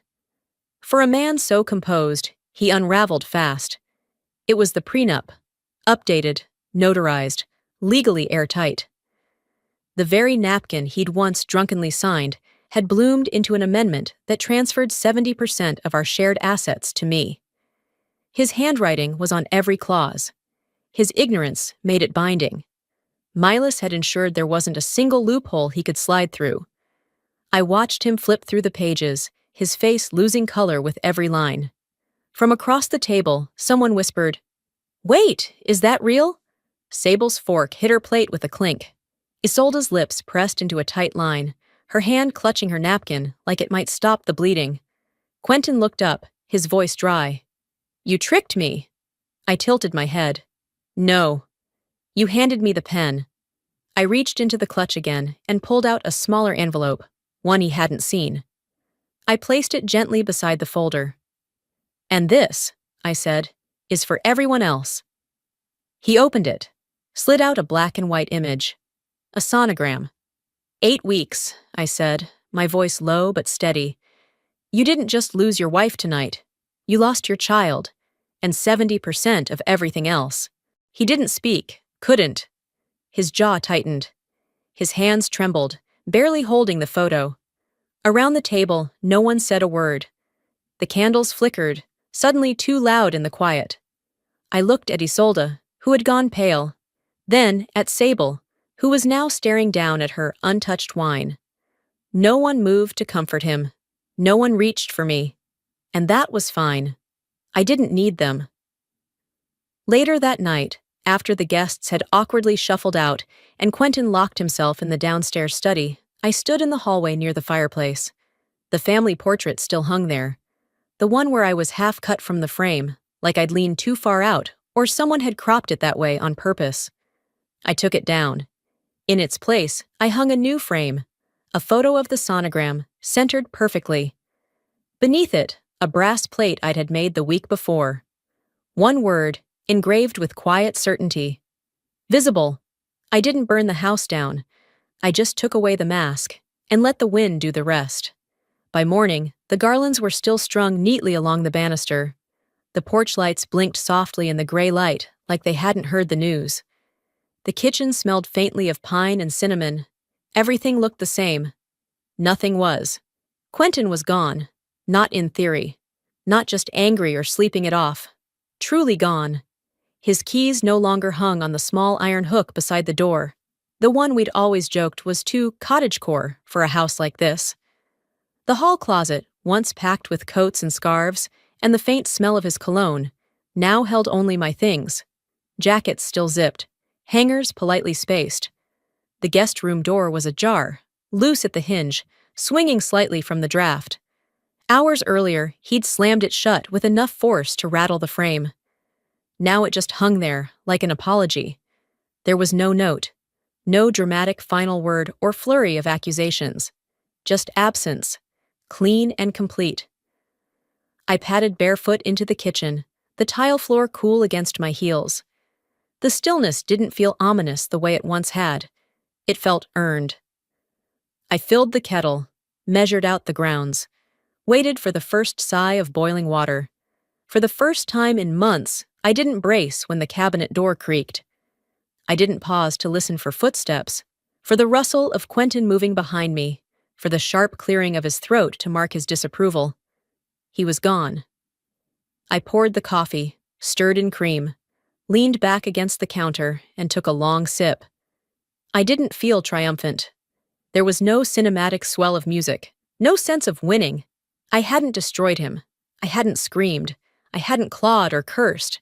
But I had survived it. Quietly, on my terms. And for the first time in a long time, that was enough.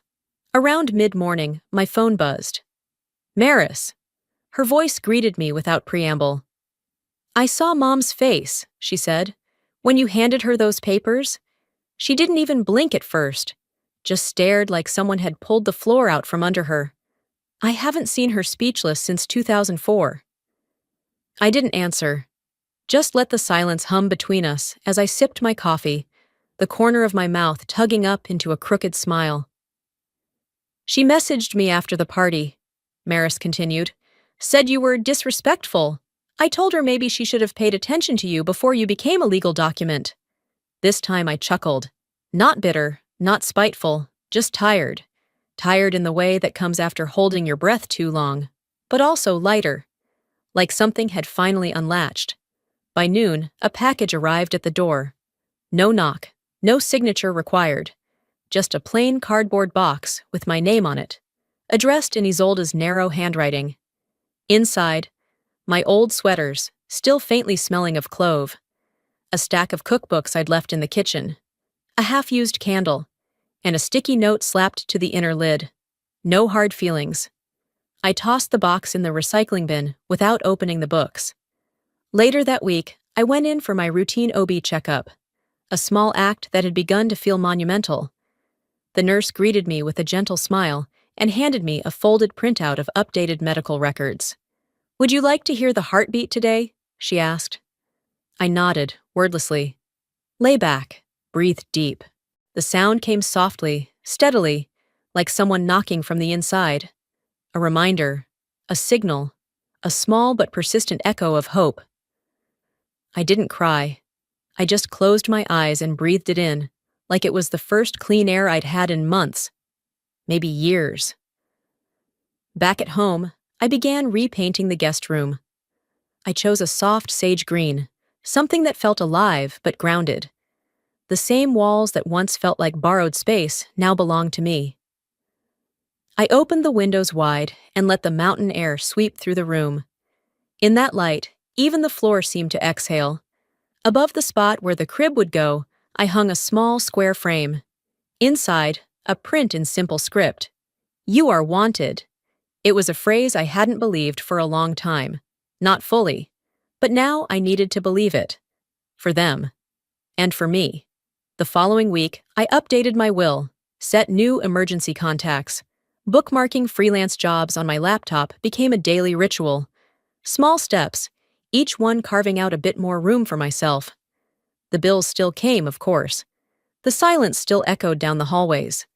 But it didn't scare me anymore. The quiet wasn't a void. It was space. And that space was mine now. A few days later, a bouquet arrived. Peonies, soft and wild in their bloom.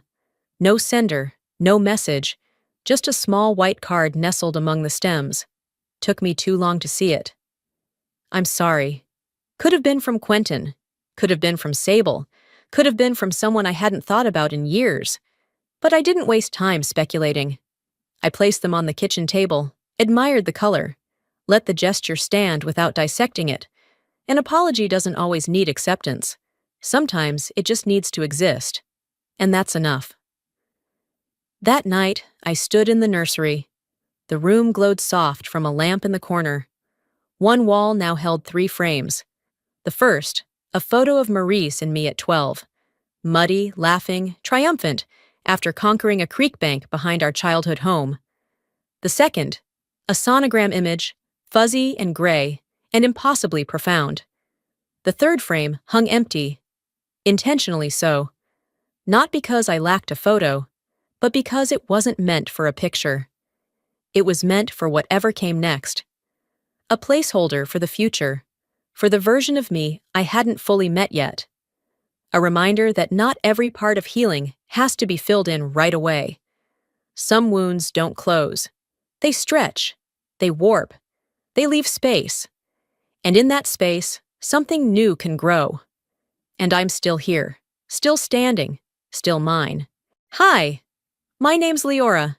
And when I was 17, my parents left me at a highway rest stop with $5 and a note that said, "Character is built when no one's watching." They called it a joke, a lesson. But that lesson didn't end at the rest stop. They erased me from the will. They rewrote the story. They even tried to sue me for not loving them enough. I kept quiet for years. But what happens when the silence becomes their weapon? And the truth is, the only thing you have left. Would you speak up? The wind barely pushed through the cracked windows of the Camry, the air inside thick with heat and words no one was saying out loud. My headphones were in, but nothing was playing. I just needed the illusion that I couldn't hear them. Mom tapped her nails against the console, a rhythm that always meant she was waiting for someone, usually me, to mess up. Dad gripped the steering wheel like it might float away if he let go. And in the front passenger seat, Marjorie flipped through her psychology textbook like it was gospel. She didn't glance back at me. She never really did. We were somewhere past Rifle, Colorado, pushing west on I-70, supposedly on our way back from Marjorie's campus tour. But I'd stopped keeping track of the route miles ago. The silence in that car had a weight to it, like wet clothes you couldn't take off. "Quick stop," Dad muttered. No one asked if I needed anything. He just pulled into the nearest rest area, dust flying off the pavement as we parked near the vending machines. There was nothing around but trees and cracked concrete. The place looked abandoned, like even the squirrels had decided to move on. I pulled my headphones off. "Bathroom break?" Mom turned in her seat, smiling that smile she saved for company and passive-aggressive conversations. "Why don't you grab us something cold, sweetie? A soda for your dad. Water for me." I didn't argue. I knew better.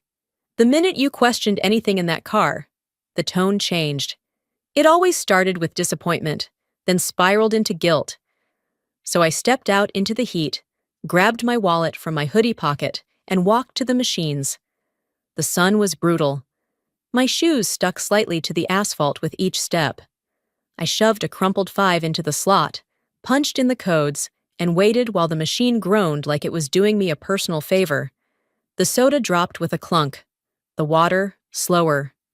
I turned back toward the car and froze. There was no car, just empty space where it had been. No tire screech. No goodbye. Nothing. At first, I thought maybe they'd pulled around back. Or maybe Dad had gotten mad about something and was doing one of his dramatic loops. I walked forward, scanning the edges of the lot. Nothing but the buzz of insects and the occasional sound of a semi-truck passing far off. My phone buzzed. From Mom. Message: "Let's see how you get home. Don't call anyone. Learn something." My stomach dropped so fast, I thought I might vomit. I tried calling her. Straight to voicemail. Dad's number? Same. I tried again, and again. Each time, the line cut out like it couldn't be bothered. I looked around. The lot was still empty, the quiet growing louder with every second. A man in a truck glanced over. Too long. I backed up quickly, clutching the soda bottle like it could protect me. The heat pressed against me, thick and unmoving. I walked back toward the vending machines, my heart pounding, not knowing what the hell to do next.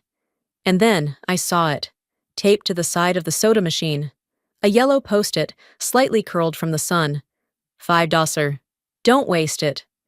Same handwriting as the notes she used to leave on my lunch napkins in middle school. Back when I still thought she was the kind of mom who would come through if things got bad enough. I didn't sit down. I couldn't. If I stopped moving, I might lose whatever hold I had left on the tiny sliver of control still inside me. My phone showed 17% battery, no charger, no backup. Just me in the middle of nowhere, with $5 and no one waiting for me anywhere. I tried to remember where the nearest bus stop might be.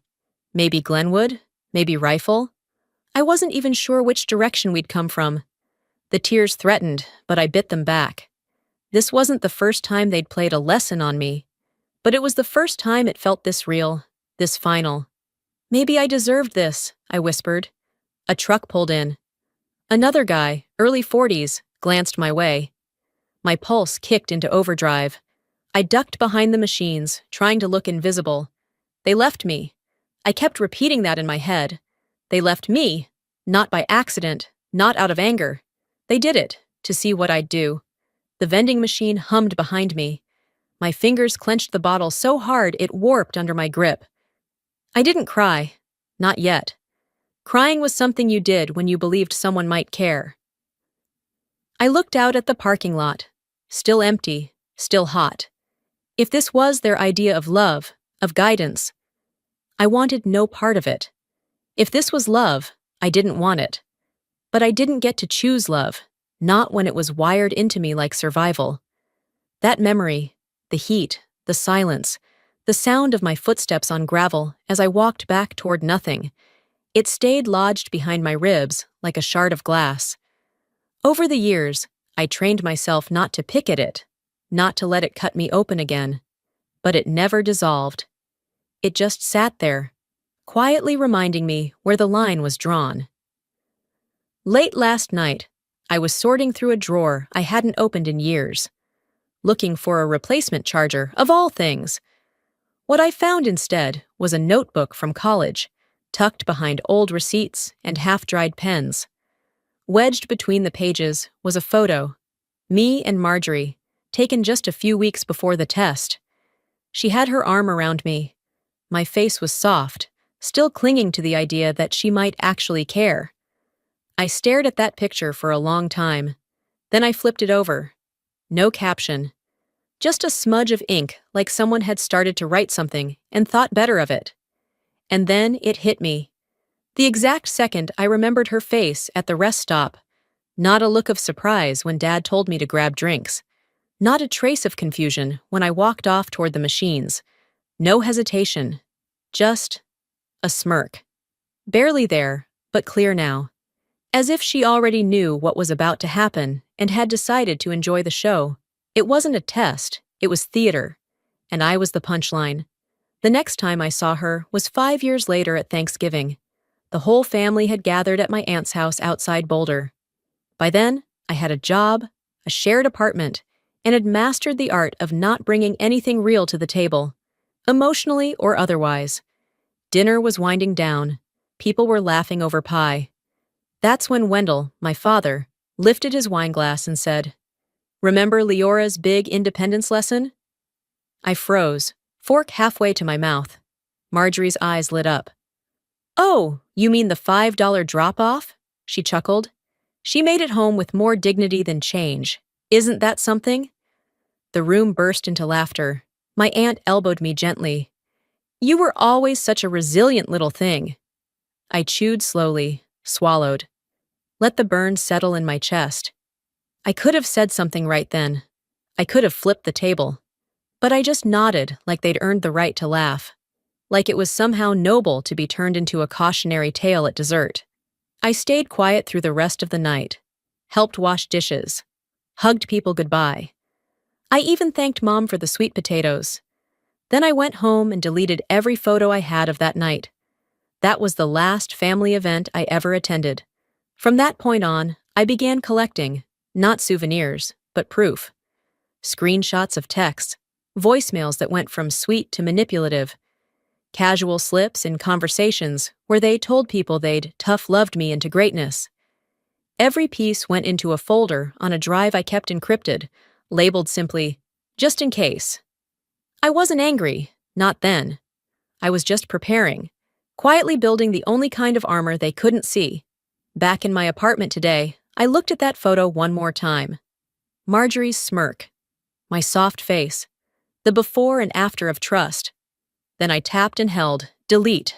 A simple act, no rage, no ceremony. If history is written by the loudest voice, then I guess it's time I started speaking up. And if they didn't want their version questioned, maybe they should have thought twice before laughing at mine.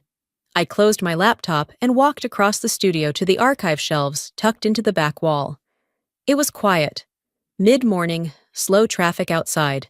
Just the faint buzz of my assistant humming to herself in the front office. I wasn't looking for anything specific. I just needed to move my hands, sift through something physical, something I could control. My fingers grazed a napkin folded neatly between two leather-bound design journals. I recognized the print right away. Diner style, cheap and soft. There was a grease stain on one corner and a ballpoint scrawl on the back. "Come back soon, sweetheart. Be safe." My throat tightened, not from emotion, but from the flood of memory that came rushing up too fast. I was 17, stiff from walking, shoes cutting into my heels, skin sunburned in patches. The vending machines had spit out 2 bottles for $5. No change, of course, and I hadn't had the nerve to ask anyone for help. Not at first. I walked alongside the road until the shoulder widened enough to feel like a choice instead of a punishment. After a few miles, I reached a gas station where I asked to use the bathroom and bought a bottle of water with my last coins. I lingered outside, pretending to wait for someone. I told the attendant my parents were running late. I remember him squinting at me, his lips tightening like he knew I was lying, but he didn't press. Just past 9 p.m., a woman pulled in driving a dented blue pickup. She was older, maybe late 40s, wearing a name tag that read Peggy. I didn't even ask. She took one look at me, leaned out her window, and said, "You look like you could use a booth and a hot plate." I nodded, got in, never looked back. She dropped me at a diner near Rifle, told me she'd be back for the late shift after 2 a.m. I sat in a corner booth, and the waitress, same age, same energy, gave me a sandwich without asking if I could pay. When I tried to explain, she just waved it off and said, "Don't worry about it. Happens more than you think." I didn't sleep much that night, but the vinyl booth was soft enough, and I kept my head down. I told the waitress my parents were nearby. "They're just arguing. I didn't want to be in the way." She nodded like she'd heard that before. I don't think she believed me, but she let me be. By sunrise, I'd mapped out a plan on the back of a napkin. How to get to Glenwood, which buses ran where, and what I could possibly do to buy myself more time. I never called anyone. I didn't cry. I carried the shame like a secret badge, something sharp and folded, hidden in the lining of my jacket. The napkin I held now, years later in my office, was the same one I'd used to map my escape. I'd kept it all this time without even knowing. I slid it gently into a file labeled Personal Reference and stood still for a moment, breathing in the quiet. The weight of old things can surprise you. Eventually, I returned to my desk, where renderings for a new cafe design waited on my screen. My studio had grown slowly, from redesigns in local bakeries to full build-outs for clients who didn't blink at 5-figure invoices. No loans, no co-signers, no family funds. No one helped me, but no one stood in my way either.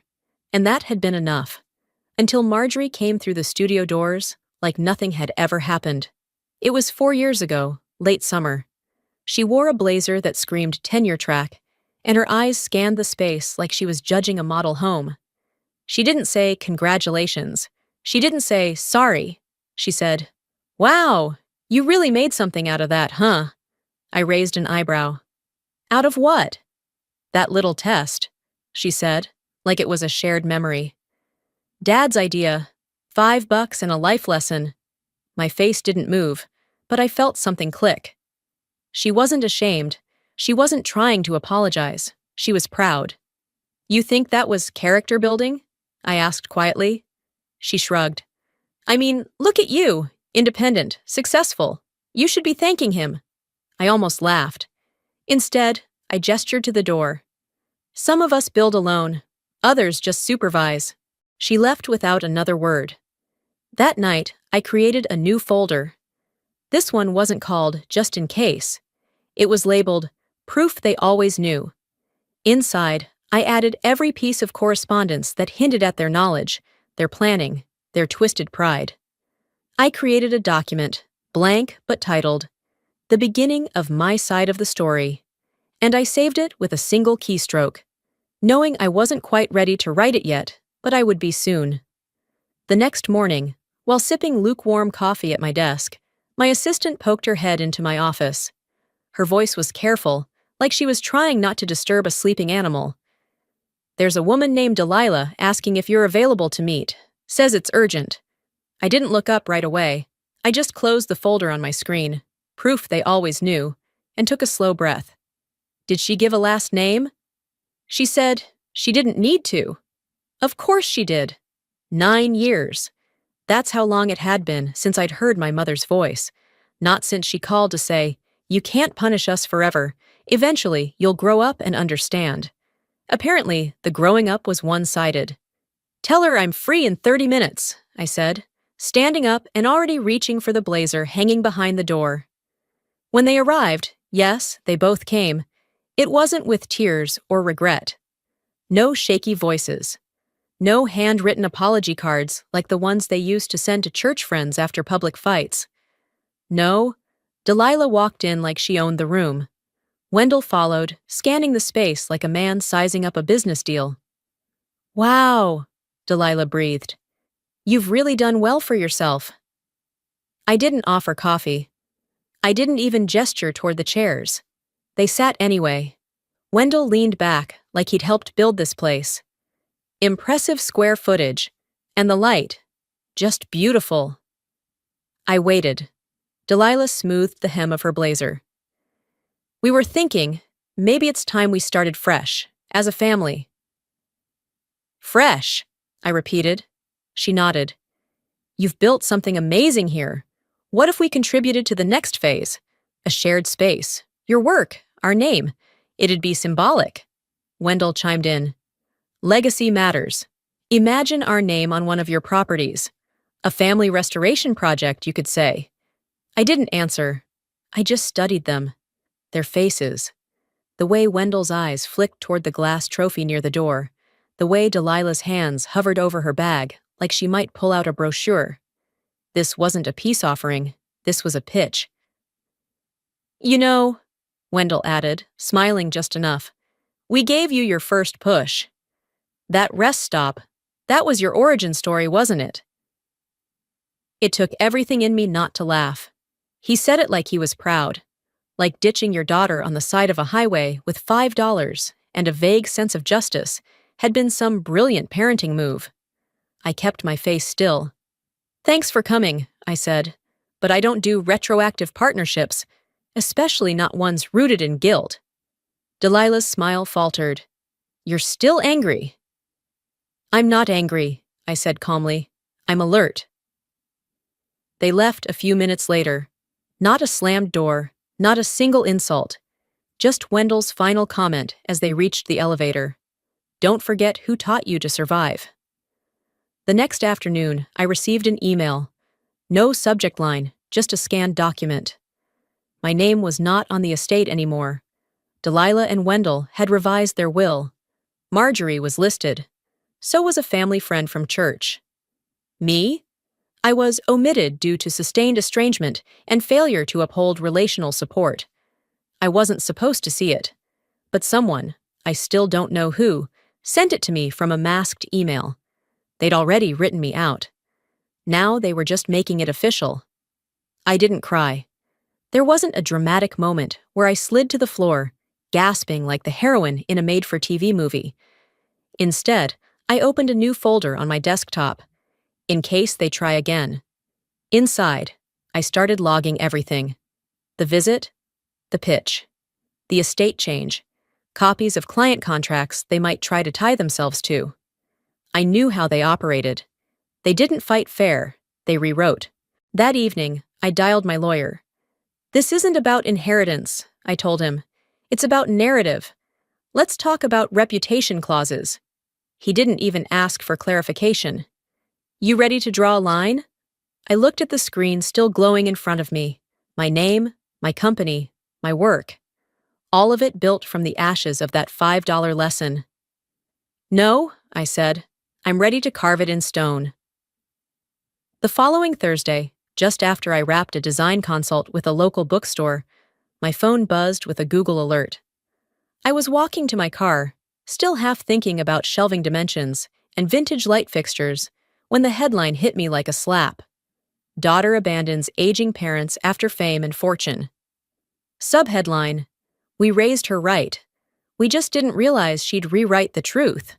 The article wasn't from a major outlet, just a blog, one of those community-run sites with too many ads and a comment section full of retirees, conspiracy theorists, and well-meaning strangers.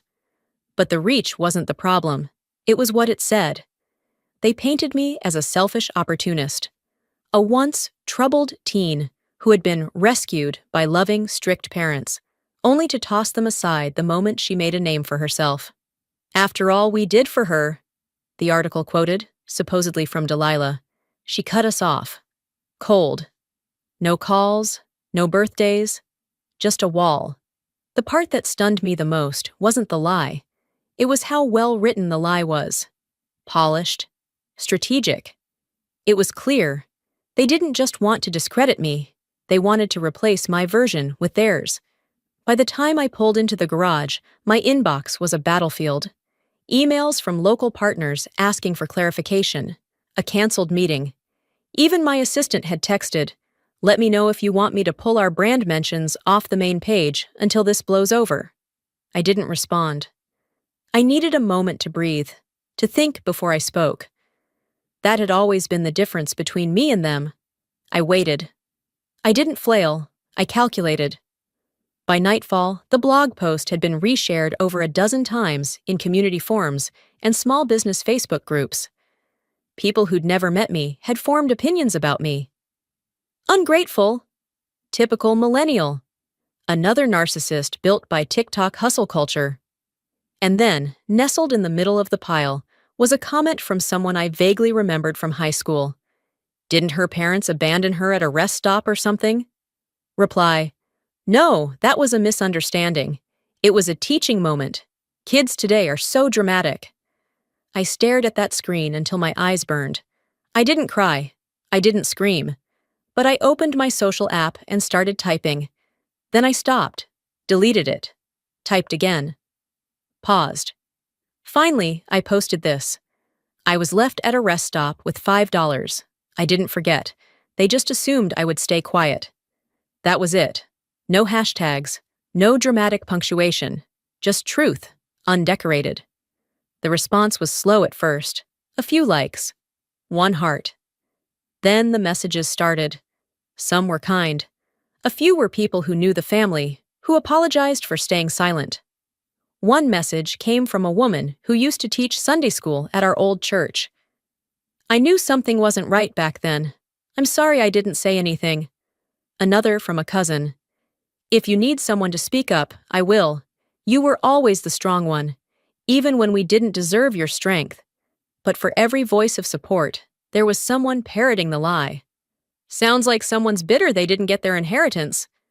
Maybe she just hates being held accountable. So dramatic. Who leaves a kid with only $5? That's ridiculous. It would have been laughable if it hadn't been so infuriating. I was ready for the noise. What I wasn't expecting was the envelope that arrived the next day. A courier dropped it off at the front desk of my studio. Inside, a formal cease and desist from Delilah and Wendell's attorney. The letter accused me of defamation, emotional manipulation, and intentional character sabotage. I read it twice, then set it down without blinking. My lawyer called an hour later. Want to respond now, or wait until they escalate? I smiled for the first time in days. Oh, we're not responding. We're preparing. I forwarded him the blog post, the screenshots, the comment threads. I added a copy of the letter to the In Case They Try Again folder, now bloated with layers of their orchestrated truth. This wasn't about who had the louder voice anymore. It was about who had the receipts. I wasn't angry in the way people expect. No shouting, no slamming doors. My rage was cold, organized, labeled, cross-referenced, and I wasn't waiting to be rescued. I was building my case, line by line. They had taught me how to endure, but I had taught myself how to speak. And this time, I wasn't staying quiet. He didn't realize. This wasn't me making a mistake. This was me marking the line they'd already crossed. The next morning, just after 8 a.m., Mia came into my office carrying a slim stack of printed pages. Her eyes said more than her mouth ever could.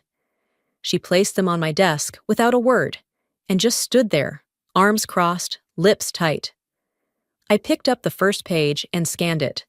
Fabricated emails, dozens of them, sent from fake accounts using variations of my name. Messages laced with profanity and threats, addressed to clients, collaborators, even a vendor I'd only spoken to once. Some claimed I'd refused to pay invoices. One said I berated an elderly customer in front of staff. None of it was true. Then came the Yelp reviews, anonymous, but strategically timed. One claimed I'd verbally assaulted my aging mother in public. Another accused me of exploiting trauma for profit. It was too calculated to be coincidence. I looked up. When did these start going out? Mia replied, 3 days ago, but yesterday's batch hit harder. Someone copied your exact email signature and CC'd our company account. One of our investors flagged it this morning. I thanked her and told her to call IT. By 9:30, I had my head of security and our lead tech on a video call. We dug into IP origins, headers, server trails. Most were routed through VPNs, but a few slipped, careless, maybe rushed. 2 messages came from an IP address linked to a residential Comcast account in Fort Collins, my parents' house. I didn't call them. I didn't send a text. Instead, I clicked open my legal folder, made a new subfile titled Digital Defamation, and began uploading everything. They didn't want peace. They wanted control.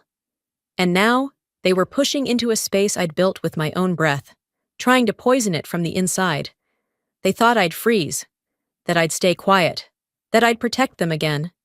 But that version of me was long gone. I pulled a storage box from my bottom drawer. Inside, sealed in a weathered envelope, was the vending machine receipt from that day. The day they left me. Yellowed edges. A light crease down the middle. On the back, still legible in her handwriting. $5. Don't screw it up. I hadn't shown that to anyone. Until now. I scanned both sides, saved the file under a new label. Origins. It was more than a receipt. It was the first record in a timeline of erasure, proof that they hadn't just abandoned me. They'd documented it like a joke. My lawyer called that afternoon. I forwarded the fake emails, screenshots, and the Yelp links. Within 2 hours, he sent back a draft of our response. Cease and desist. Formal accusation of reputational sabotage. Defamation with intent to damage business interests. He asked if I wanted to review it before sending. No, I said. Make it public. Let them see what lines look like when they're written in legal ink. He didn't flinch. You know this is going to escalate. I'm counting on it. We filed the letter by 5 p.m. That evening, I stayed at the office. I wasn't hiding. I was anchoring. This was my ground, my building, my name on the wall. Around 9 p.m., my phone buzzed. Voicemail. I didn't recognize the number, but something in my gut knew. I hit play. Wendell's voice came through, hoarse and slurred. He sounded like he was halfway through a bottle and not planning to stop. You think this ends with a letter? He said. You think dragging us into court makes you the hero? There was a pause. Breathing. A muttered curse I couldn't make out. You've made a mistake, Leora. You're not as untouchable as you think. Then the line went dead. I listened again, this time with less emotion. The voice I used to shrink under had lost its weight. I forwarded the message to my lawyer, added a copy to the folder, and then, for the first time in months, I turned off the office lights and drove home with the windows down. The air wasn't clean, but it was mine. The air was still sharp from the drive home. I hadn't turned on music, no distractions, just the hum of tires on pavement and that voicemail echoing in my head like a warning I'd already outgrown. The next morning, I arrived at the courthouse early. Black pantsuit, hair pinned back, no makeup beyond the essentials. This wasn't about performance, it was about record. When I stepped inside, the building felt colder than usual. Not in temperature, more in tone, like even the walls were holding their breath. My lawyer met me near security with a quiet nod. No small talk, no posturing. We filed the case just after 9 a.m. Leora Ray vs. Delilah and Wendell Ray charges: defamation, intentional infliction of emotional distress, business interference, online identity manipulation. By noon, the court docket was public, and within hours, the vultures started circling. Local outlets picked it up first, then blogs. Then someone on Twitter made a thread dissecting every scrap of online mess tied to my name for the past 6 months. All the fake emails, the timing of the Yelp reviews, the anonymous interviews in parenting forums. It unraveled quickly. And of course, Delilah and Wendell had a counter move ready. That night, a glossy article hit the front page of a local magazine. When families fracture, a heartbroken mother's plea for peace, the cover photo was staged. Delilah seated at a garden table, holding a coffee mug like it weighed 10 pounds. Wendell behind her, hand on her shoulder, like they'd been living in a Hallmark card. The interview was everything I expected. Quotes about unconditional love, about daughters forgetting where they came from. Wendell said, "We never raised our voices. All we ever asked for was respect." Then came Marjorie, on livestream. The same sister who smirked at the rest stop, who praised the lesson years later. "She always misunderstood us," she said smoothly. "Our parents did the best they could. They gave her structure. She turned that into resentment." People ate it up. The wounded daughter versus well-meaning parents narrative. Clean, convenient, familiar. But I didn't flinch. I didn't even respond, not directly. Instead, my legal team posted a link to a Dropbox folder labeled "The Story They Never Told." Inside were 4 files. File 1, a scanned vending machine receipt, dated, timestamped, location tagged. File 2, a screenshot of a text from Delilah, years later. "Let's see how long it takes you to get home. Don't call your aunt." File 3, property records for my studio, every penny documented, no cosigners, no family help. File 4, the video. Wendell, sitting in a folding chair at a barbecue, red Solo cup in hand. A friend behind the camera asking, "So what happened with Leora again?" He laughs, slaps his knee.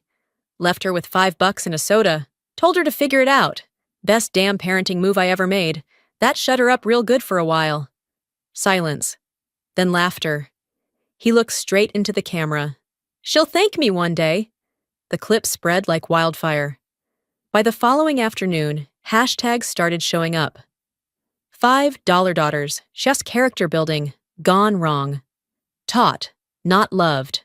People started writing in. My inbox, once full of sponsorships and contracts, became a landing pad for stories.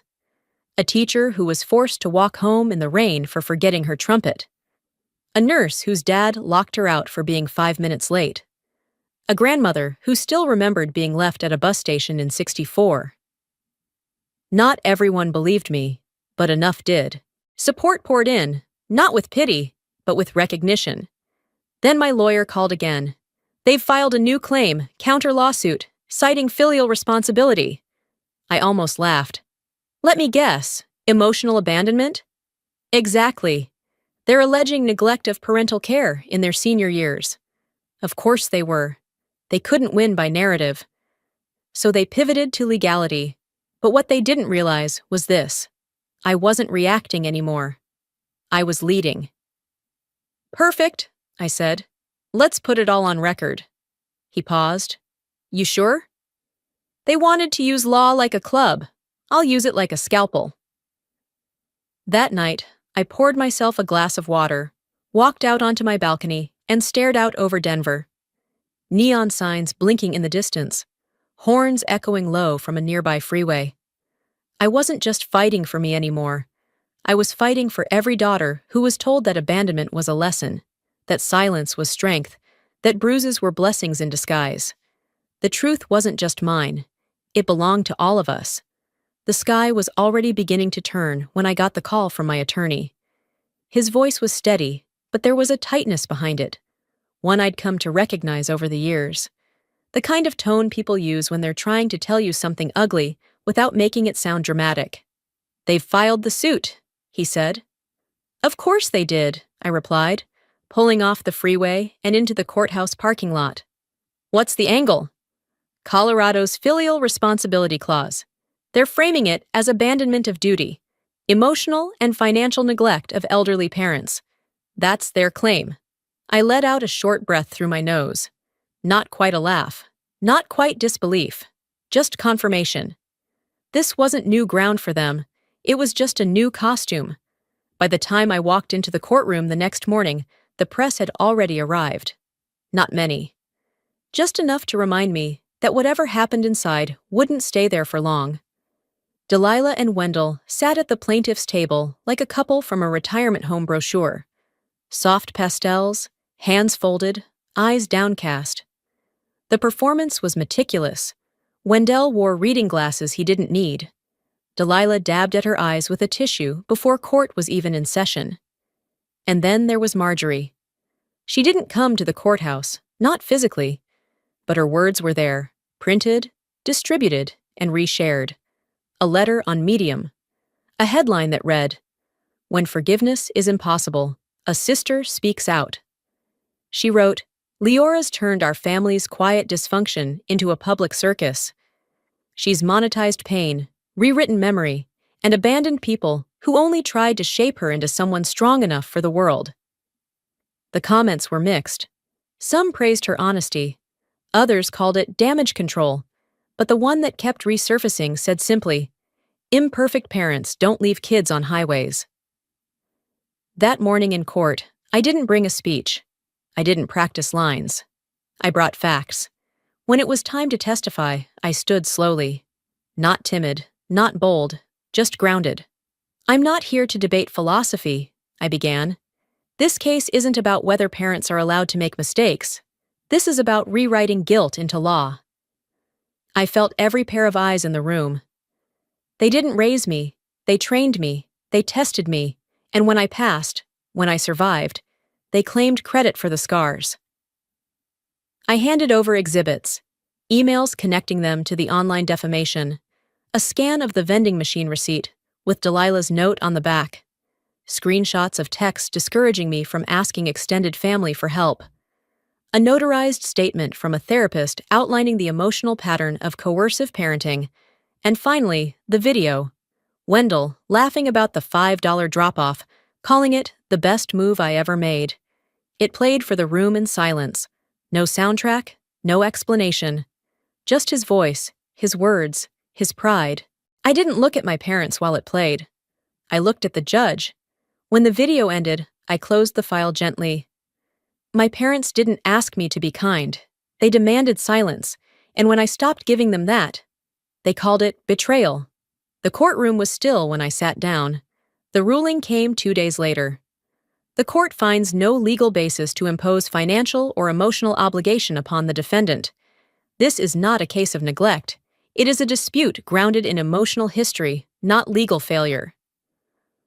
Outside the courthouse, cameras waited. I didn't stop. I didn't speak. That night, I posted a single sentence to my account. "Closure isn't peace, but it's a place to rest." The likes came fast. Then comments. Then DMs from strangers saying, "Thank you for saying what I couldn't." And for the first time in a long while, I didn't feel like I had to reply. I didn't owe anyone a follow-up or a headline or an apology for surviving out loud. I stood in my kitchen, barefoot, holding a mug of tea gone cold, watching the sun dip past the rooftops.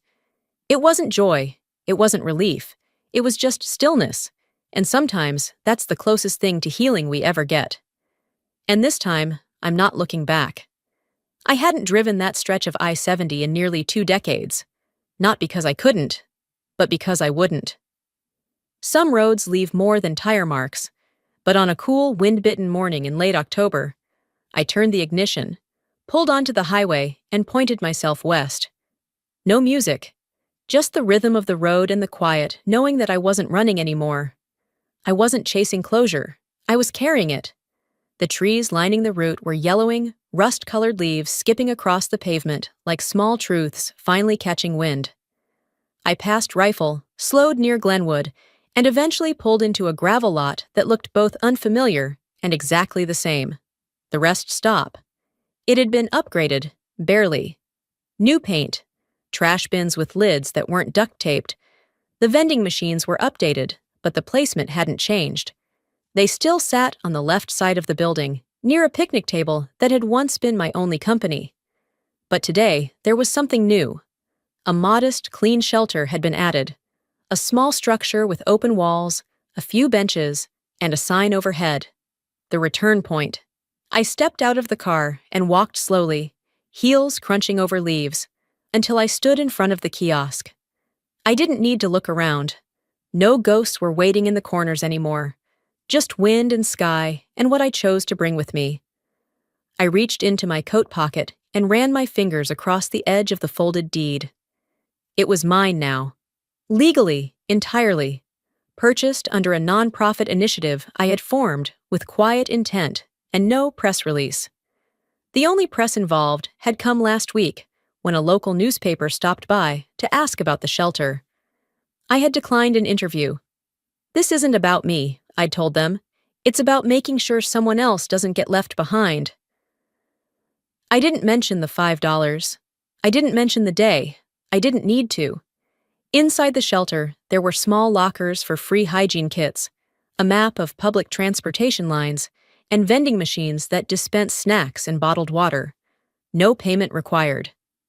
Above one machine was a plaque that read, "For anyone who was left, may you find your way forward."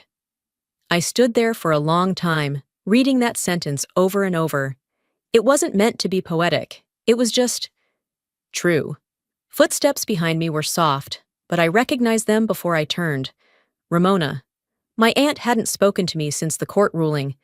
We'd exchanged a few messages, but nothing that felt like resolution. Still, there she was. Gray cardigan, hands folded in front of her, a worn envelope tucked under one arm. We didn't hug. She didn't cry. She simply walked up, placed the envelope on the bench near the vending machine, and sat down without a word. I followed. A few minutes passed before I reached for the envelope. Inside was a copy of the original complaint Delilah and Wendell had filed against me, now stamped in bold red, case dismissed. No note, no commentary, just the truth, handed back. Ramona didn't explain how she got it. I didn't ask. We sat quietly, letting the wind do the talking. Eventually, she glanced over. "I saw what you built here." I nodded. "It's good," she added. "It's right." That was all. No apologies. No retroactive defense. Just recognition. And sometimes that's the most someone can give when they weren't strong enough to fight for you before. We parted without ceremony. She headed toward her car. I stayed behind. There was one more thing I needed to do. I walked over to the stone slab near the edge of the lot, still cracked, still sitting just off the pavement like it had been waiting for something. I crouched down, reached into my purse, and pulled out a small folded bill. $5. I tucked it beneath the rock, not to honor the lesson, but to mark the distance between who I was and who I had become. No note, no explanation, just that simple offering. I stood, exhaled slowly, and walked back to my car. I didn't look back when I drove off. I didn't need to. Some people spend their whole lives waiting for someone to come back and say, "I'm sorry." I built a place where people could move forward without needing to hear it, and that, for me, was enough. Sometimes healing isn't about grand gestures or picture-perfect reunions. It's about reclaiming what was stolen: your voice, your dignity, your right to be the narrator of your own life. If you've ever been told to stay quiet, to be the bigger person, or that family is everything, even when that family hurt you, you're not alone. I spent years trying to earn love from people who saw me as a reflection of their control, not as a person. But survival taught me this: you don't owe anyone access to you just because you share DNA. Your peace is not selfish. Your boundaries are not betrayal. And walking away doesn't make you cold. It makes you brave. Now I want to ask you, have you ever had to choose distance over connection for the sake of your own mental and emotional safety? Have you ever been made to feel guilty for protecting your peace? Drop a 1 in the comments if this story hit home for you, or tell me where you're watching from. I love knowing how far these stories travel. And if you didn't connect with this video, I'm open to hearing that too. What didn't work for you? What would you like to see more of? And if you're still with me, thank you. Truly. If this story moved you or reminded you of your own journey, I hope you'll subscribe to the channel so you won't miss what's next. I share stories like this to remind people that survival is not the end. Sometimes it's just the beginning. See you in the next story.